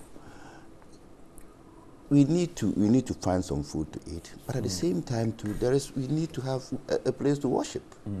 We need to build schools, but we have to have a place for the presidency. The Flagstaff House or the Jubilee House was sponsored by the Indians. It was not sponsored by the Indians. Was not? I said it was sponsored by us, but then we took a loan from India. Are we getting a loan to do the National Cathedral? No, I don't think we so. We are not getting. No. And the loan was about $30 million, but we spent almost about $70-something million in the Flagstaff House building, and the difference was all borne by the country. The $30 million was a very soft loan that we took from the Indians, and it was. Prof, finally, your flagship program, Free SHS, we anticipate to spend some $3.3 billion in the coming year. Do we have the money? Where there is the will, there is the way, right? We will have the money. You see, we will use a lot of the resources from the oil revenue to pay for the free SHS. The oil revenue is supposed to get us some 5.4 billion. Is that correct? Now, the law that governs the use of our oil money is stated clearly how much we can use and how much we cannot use. If we anticipate to use 3.3 out of the 5.4, won't we be falling foul of the law? I'm not saying that we use all of it for that, but what I'm saying is that, you know, we use some money from the oil revenue to cushion up this whatever that shortfall that we may have there. But you see, my preference personally, will have been that, you know, even we have to change that law to ensure that, you know, you see, look, you don't go and put money in a bank somewhere for future use when your children cannot go to school. You understand what I mean? You don't put your money somewhere and say that, well, we are going to put it in a bank somewhere, and in fact 50 years down the road, we are going to, those who are coming behind us, you know, will have money to do whatever that they want to do. Meanwhile, these children that you are actually saving the money for can't go to school. You want to destroy them right now? Professor Ite says, let's segment it. The rich people like you, like those in government, I look very rich. should pay for their awards and their dependents to go to school, and we should not do a wholesale thing. Earlier, Finance Minister had made a similar suggestion. I will agree with him. I will agree with him. But you see, there is also also has a complication around it. Now, if you say that every private people, rich people, should pay for their awards, you cannot also at the same time say that, you know, rich people's kids should not go to Achimota, but people who cannot afford should send their children there. Then the equity thing becomes a problem. Because if I'm paying for it, then I'll expect that if whatever it is, he should go to the schools that I want him to go to. You know, so that is also a problem that we need to resolve. But yes, I agree with him that, you know, we can use a means test, you know, to try and assess who should get the money or who shouldn't get the money. But then we need to find a way to resolve that complex situation that will arise. Will government listen to the experts in terms of segmenting and doing targeting? The government always listens to experts. I mean, so next year, the new stream that will come will have segmented. No. That's not what I'm saying. What I'm saying is that, if the government is convinced enough that if you do that, it will not jeopardize the equity aspect of it, the government will listen. Right. But for now, for me, I think a lot of people are coming with the ideas here and there. But the point is that you have to look at it very critically. Right. It sounds very nice from the outside, but you have to delve into it and see what it is. That's all time will allow us. I'm most grateful for your time. Professor George Jan Bafo is the Minister for Planning of the Republic of Ghana. He's been here explaining some key points in budget read yesterday, the 2019 budget, Impuntu budget, as we've called it. So he says there will be Impuntu, a lot of development and growth in 2019. Look forward to it. We'll be back with someone here on TV3 Newday. Stay with us.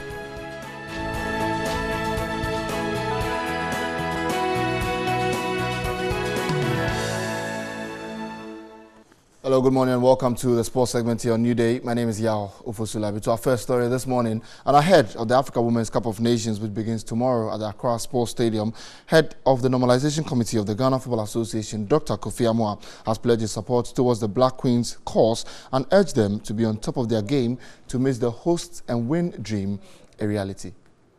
What we, the Normalization Committee, came here to do is to assure you that you have our support.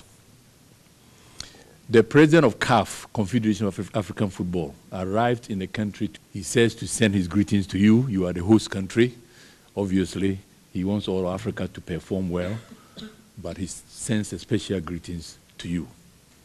For a long time, Ghana, even though we were a top football nation on the African continent, we didn't qualify to go to the World Cup.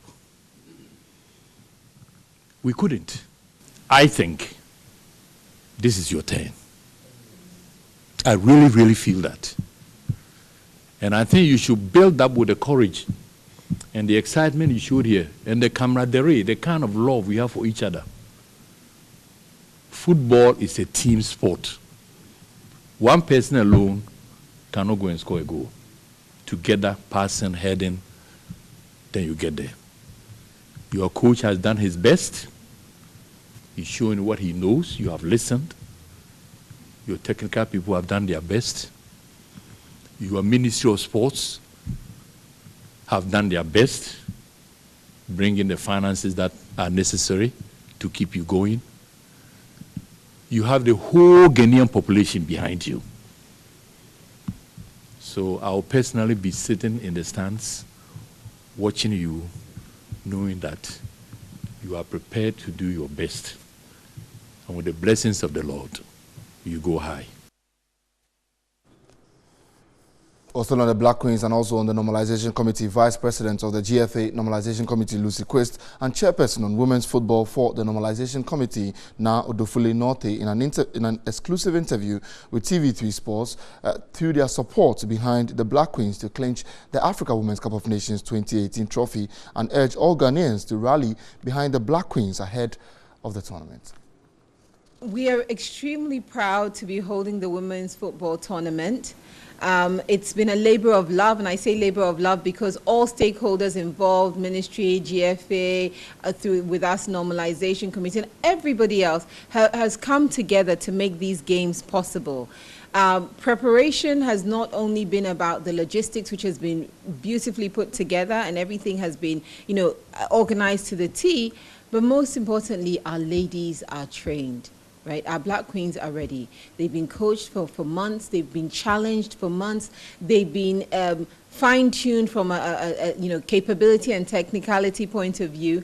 And I think you will meet a group that is full of confidence to win. So we are definitely ready. We are proud, and we look forward to a fun and engaging tournament where we as Ghanaians can all come together, enjoy the game, beautifully receive our guests who have come. We're hosting, right? We're the hosts of these other 7 nations, even though including us is 8 in total.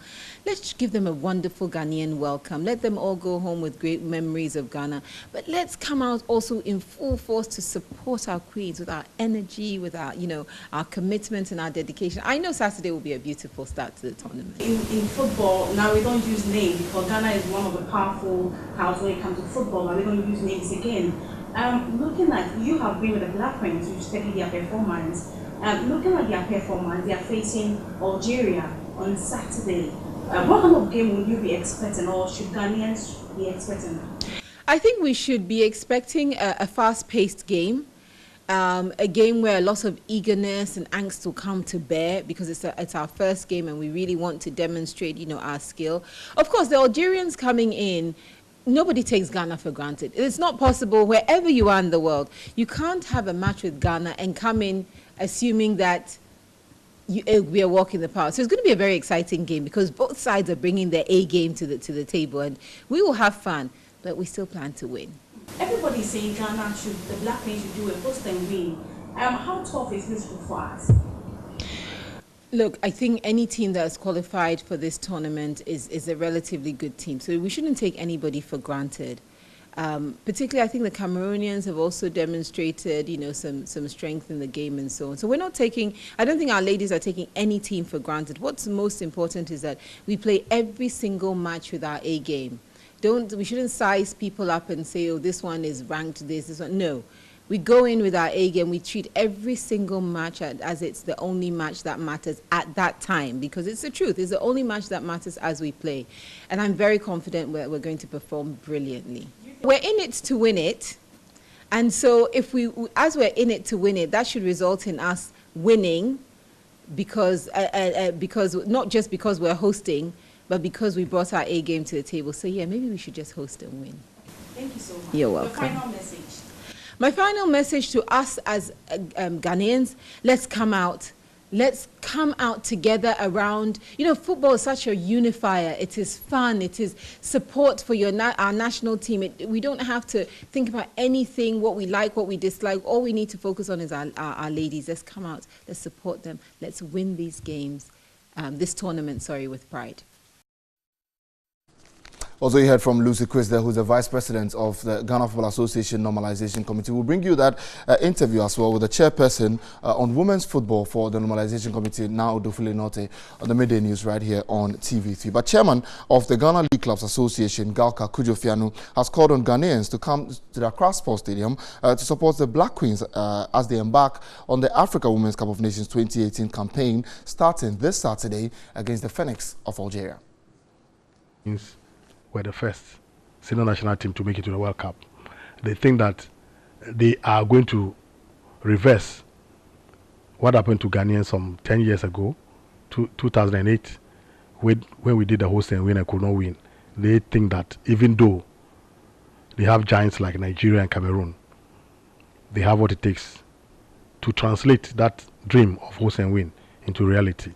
What is left now is for us Ghanaians to rally behind them, the way we rallied behind the Blasters in 2008, or the way we rallied behind the Blasters when they were playing the qualifiers for the World Cup. If we give them just a bit of that, they'll also be ready to reciprocate that and bring honor to the Ghanaians. We all came out of women. Whatever we are doing for women, we should do it with all our heart. This is the time they need our support, and I'm sure they're not going to, I'm convinced they're not going to let us down.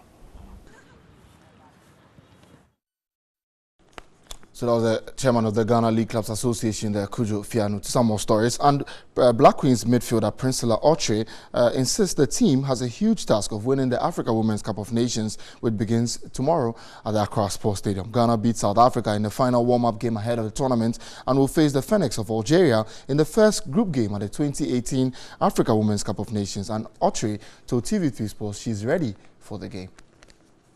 We are ever ready because against South Africa is a great opponent, and anytime we're playing against South Africa, people expect a whole lot of things from us, for us to deliver, and that was what we did at the stadium.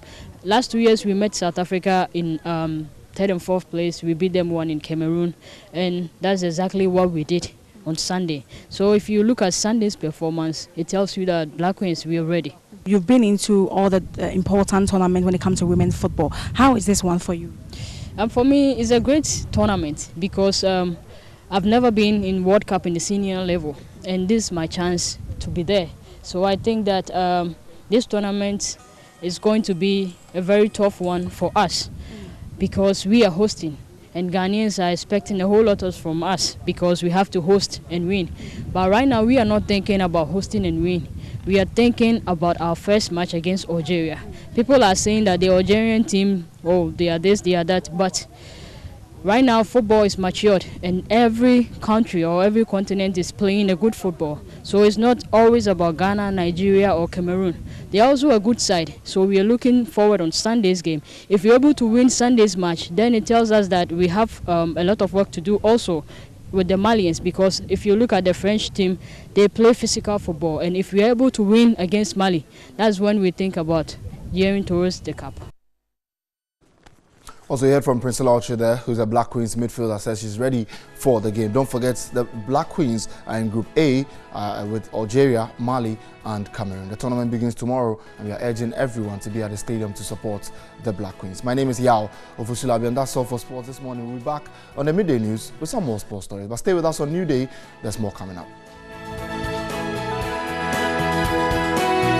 Friday here, so we're just getting you ready for that weekend, because if you don't start here, I don't know how your weekend is going to be, but we want it to be fun for you, so we're starting it right here in studio for you. But today we're going to be discussing some interesting topic on Hard Bay. We're talking about relationships and finances. Who is supposed to shoulder the burdens financially when it comes to a relationship? Joining me in studio, I've got Emanuela Yemo. She is here with us at Media General Corporate Communications, and also Henry Nidote. He's here with us at Online. Good morning, gentleman and lady. Good morning, Nana. So let's start that conversation. Very key, very interesting. I hope both of you are not on the same side, but the question is, who should shoulder the burdens financially in a relationship? I'll start with you, Manuela. I think a man should be able to shoulder the finances. Right. Yes, I would take it from like a big biblical point, because when man fell, God told the man that you're going to work before you can eat, and you need to be able to work to shoulder everybody else, to cater for the family. Yeah. So it's as simple as that for It's you. as simple as that. Do you agree with Manuela? Absolutely not. It's a shared responsibility. Right. And the use of man in the Bible is not reference to the gender man. Okay. The use of man is unisex in the context. I mean, many parts of the Old Testament, the reference to man talk about a man sin and man this and man this. Not about the gender man, it's about woman, the human race. And so it's a shared responsibility. It's something for, I mean, in this day and age where you have got both man and woman working, earning income, why should it be the man's responsibility alone to shoulder the finances or the financial burden of a relationship? Absolutely, it's a shared responsibility, and we must both take it Emanuela still doesn't seem to agree with you. I disagree, because yes, the Bible states man and it refers to all of us. But when man fell, God gave women and man different roles to play. Right. You can't give birth. I was given that role to be able to carry children and go through the pain of childbirth.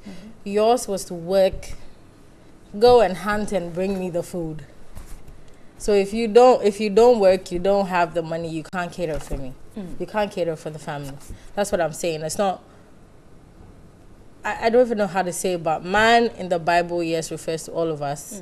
But then between the responsibilities of a man and a man is supposed to cater for the house, supposed to take care of us financially. I mean, if you have as a woman, you can support, but it's not in your place. Like, what is yours is ours, what is mine is mine. Thank you. I mean, Emanuela just makes it simple. She says thank you. It's the selfish part of the woman that we see. Oh, wow. In a relationship, it's the two. It takes two to tango. It's not just about the man or the woman. There are responsibilities that fall on the relationship. Okay. There are things that you need as a family, and it's not just the man. And so in providing for these things, I maintain that you've got to contribute both ways. And I've seen many instances or relationships or people where the woman is more financially endowed than the man. And if you say you are leaving everything to the man, it will also tell on the kind of lifestyle of the family, the lifestyle and impact on the children, the lifestyle and impact on the society in general. And so for me, I think we've long gone past the times where we say that everything is the man's responsibility. Or be man wiring, so be man to do everything. We've long gone past that. And in the world in which we live today, I think we need to quickly disabuse the minds of the younger generation coming that you leave every responsibility on the man alone to take care of the family, because it is a shared responsibility. You must understand that very clearly, because the man cannot provide everything, and it's not about the woman supporting. So you sit down, you plan. The reason you're having many couples now opening joint accounts where our monies go into a pool and we plan what are our needs together, and then we draw down on those finances. And so it is a shared responsibility. I won't even say that the woman should contribute more, no, but it's a shared responsibility. It may be as well that the man may be putting more in that. But if we understand that it's a shared responsibility, we are putting together, even if the man will be bringing in 70% and the woman bringing 30%, it's not that the man is providing more. It's we've put our resources together and we are spending it together for the benefit of the relationship and the family. Oh, I disagree. I would say this: if you'd give a woman the chance to be the head of your home, then we should be ready to no responsibilities for women. And how is the woman becoming the head of the home? How is the financial contribution making the woman the head of the home? If a woman is actually taking care of the home, clear responsibilities. This is there are clear things you do, giving direction, offering leadership, showing. Guiding the children, guiding the the things in the family, making sure that if it's a Christian family, you take them and lead them through morning devotion and do other things. There are clear responsibilities. The fact that you are the head of the home is not financial. No, but how are we able to create responsibilities for everybody, and then when it comes to finances, then we have to share? Who created the responsibilities? I'm saying that when you talk about the head of the home's responsibility is not the financial. No. It's to offer security to the family. I agree. To protect them, offer direction and guidance. I'm saying that being the head of the home is not how financially endowed you are. Yep. It is not the definition of being the leader or the head of the home. I was going somewhere with that. Okay. If you are the leader of your home, you can be the man and be a leader. If your wife is giving you money out of her pocket, you should be ready to do what she can't do at that point, because if she's working and she's making more money than you are, you should be ready to give up your manly ego, take care of the kids as well, help in the house. That's what we're talking about. That's what I have a problem with. Right. It shouldn't be because the woman is providing. I mean, the women are also human beings. I mean, they also get tired. So if I have children with my wife, I must understand that it's not a woman's responsibility alone to take care of the children. If I can go and bathe the children and get them ready to go to school, I should do that. So it shouldn't be because the woman is contributing more, I have to take up responsibility because it is the woman's. If my wife is not home and I can cook for the children to eat, I won't say I'm waiting for the wife to come home to come and cook for the children. And so I'm saying that the responsibilities that we talk about here, and for me, it's a shared responsibility. Whatever, taking care of the home and all of that. But being the head of the home is not the financial bit. The fact that you have a big pocket does not mean, you can have the one with a big pocket, put the money down, and it's not available. That doesn't do anything in the house, doesn't offer anything. Then you're okay because you've got the money to spend, and so you're cool like that. No. But guys, let's go back to the olden days, how it used to be in our cultural settings. The man would go out to the farms or whatever work he's doing, do something and bring it home. The woman is at home taking care of the children, making food, whatnot, to be in the background. Was there particularly any financial contribution in those days? No. Nana, see, the man and the woman went out together to the farm. The man may be engaged in hunting and weeding and tilling the land and all of that. But the woman is there also with him. It's there helping with the planting, helping with it. So that's even there to prepare food on the farm so they eat together. And so the economic activity of the olden days were not undertaken only by the men. It was both of them, but primarily it was the man who handled the money. And the issues that had financial implications. So the thing is, and because they've contributed together and the money comes and the man is contributing, it doesn't mean that the man made the money all by himself. Right. It was money made by the people, by the two of them together. And that is what I'm talking about. And we've actually moved all of that into our current situation, where, you probably may have seen, not too long ago, you may have seen maybe housewives and all of that. But even those housewives were not just sitting at home and not doing anything. They may be home, but they may be engaged in some petty trading. And a lot of the essence of many of those things is to have enough time, especially for the children, because the presumption is that the man goes out, works very hard, sometimes late into the night, doesn't come home early. So there should be somebody at home to at least make sure that the children are taken care of. That's what happens. But it doesn't mean that the woman or a housewife stays at home and does nothing.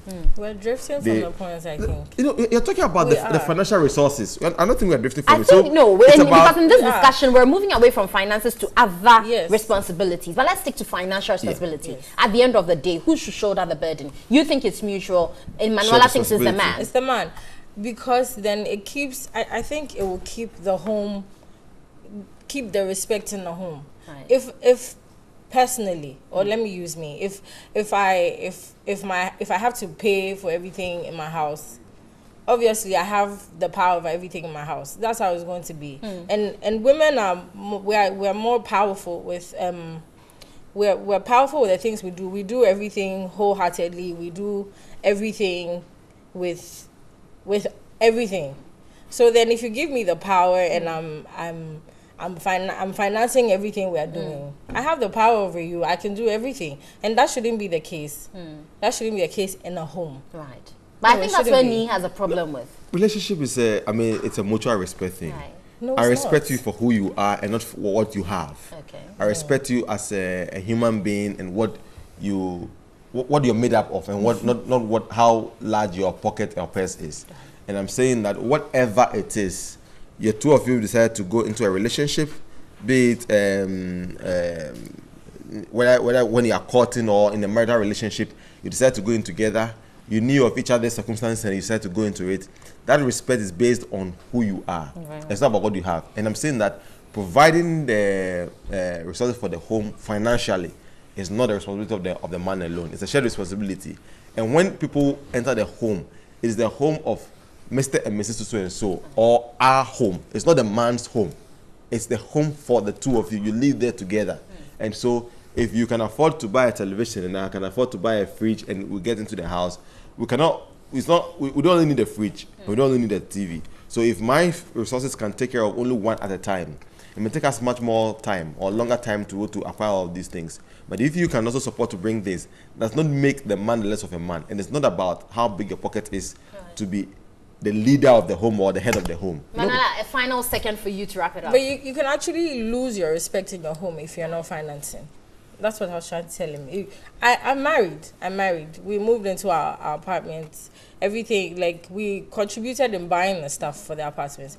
But my husband... There you go. No. Now, she just said that she contributed... he does. She contributed to get the things from the home. No, your husband has not lost let me land. your respect. No, he hasn't. Of course. Because he showed us everything that I do. I take care of he takes care of me.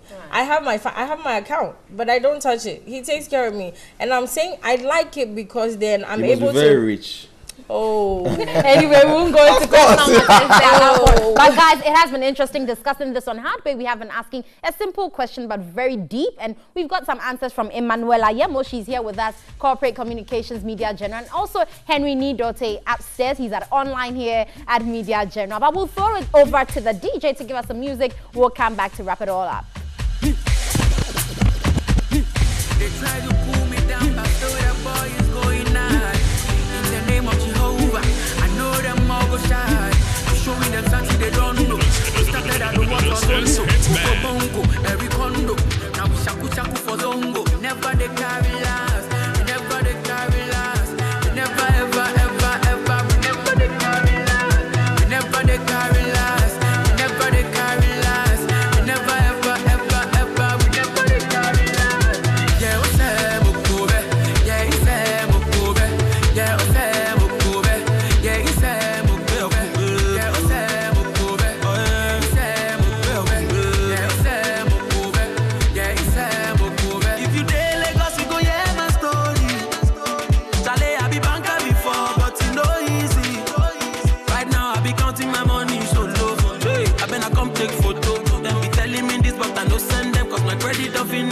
phone. There are sometimes like this, I cry for this. We anybody no go fight for. Now we sure for me, and for me Eugene, Angela no even to die for this. If you throw me stones, I go rock with it.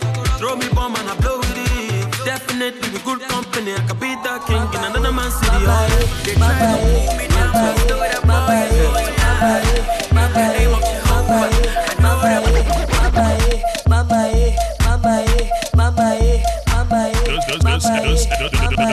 This Hitman. Jam it, jam it, jam it, jam it. Show me more, show me more, show me more, show me more. Jam it, jam it, jam it, jam it. Show me more, show me more, show me more, show me more. she say she get kappa, she go fit collector. I give him one, I give him two. Come and see now she dey cry. Mama, eh, mama, eh, mama, eh, mama, eh, mama, eh, mama, eh. Let her yeah, baby, make a water. Otu gajo ante, This Hitman. pushing salaga troke. Run up applause for my baby. She can't get Well, let's head over to Aviation Social Center, where we are joined by Newday Falong, telling us what is happening there with the Startup Fair and Funding Summit 2018 organized by Media General. Good morning, Falong. Good morning, Amma. Good morning. How are you?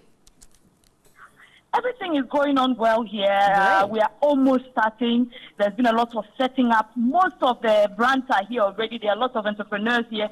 We have Vanillin Limited, we have Chestnut, we have Maranatha City Enterprise, we have Summerwear, there's also Fab Heaven, Gambigo, Northern Pride. All these vendors are here and they're setting up their wares ready for the first ever Media General Startup Fair. And what's the atmosphere there? Are people excited about the Startup Fair? What are the expectations for today? Well, they have high expectations. A lot of them are also preparing to make their pitches because we have some investors around and they'll be going around to check what pitch is, enticing enough for them to invest in.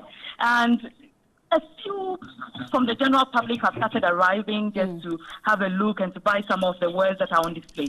Very well. And so can you run us through the program for today for someone who's at home and wants to join us? When is it starting? What time is it ending? How do you gain access? Oh, well, I think I lost Falong there. She's already enjoying herself there at Aviation Social Center. So you certainly want to make your way there for the Startup Fair and Funding Summit 2018, the first ever here from Media General, your favorite corporate team. But also, happy birthday to Captain Fred Ajiman of the 37 Military Hospital. This is coming from your sister here. And also to Winston Amoa, and also to Prudence Laye here at Makeup TV3. We all say happy birthday to you guys. May God bless you and keep you safe. And also to Asempe's wife. I'm trying to pull up her name, but I know she knows herself, Mrs. Asempa. If there's anything like good morning and happy birthday from your lovely husband. He says thank you for giving him 2 beautiful children and may God bless you. He loves you and he wouldn't do anything without you. But guys, this is all we have here for you today on Newday, your favorite morning show. Certainly you have tomorrow, the Saturday edition of Newday. Make sure you join us from 6 to 10. We'll be here giving you every detail. It's live updates, everything. We'll be talking about it. There'll be the Congress, NDC Congress tomorrow happening at the Trade Fair. You all want to tune in. Make sure you don't change the station because we'll be giving you live updates through and through. And also the Startup Fair is going on. We'll be giving you updates right from now till when it ends. Make sure you pass by. Just make a pitch and maybe at least take a cue from how you can join this program for next year when we give you another edition so you can pitch your market and make sure your business is running. But that's all we have for you. Have a blessed day. Have a blessed weekend. See you same time next week.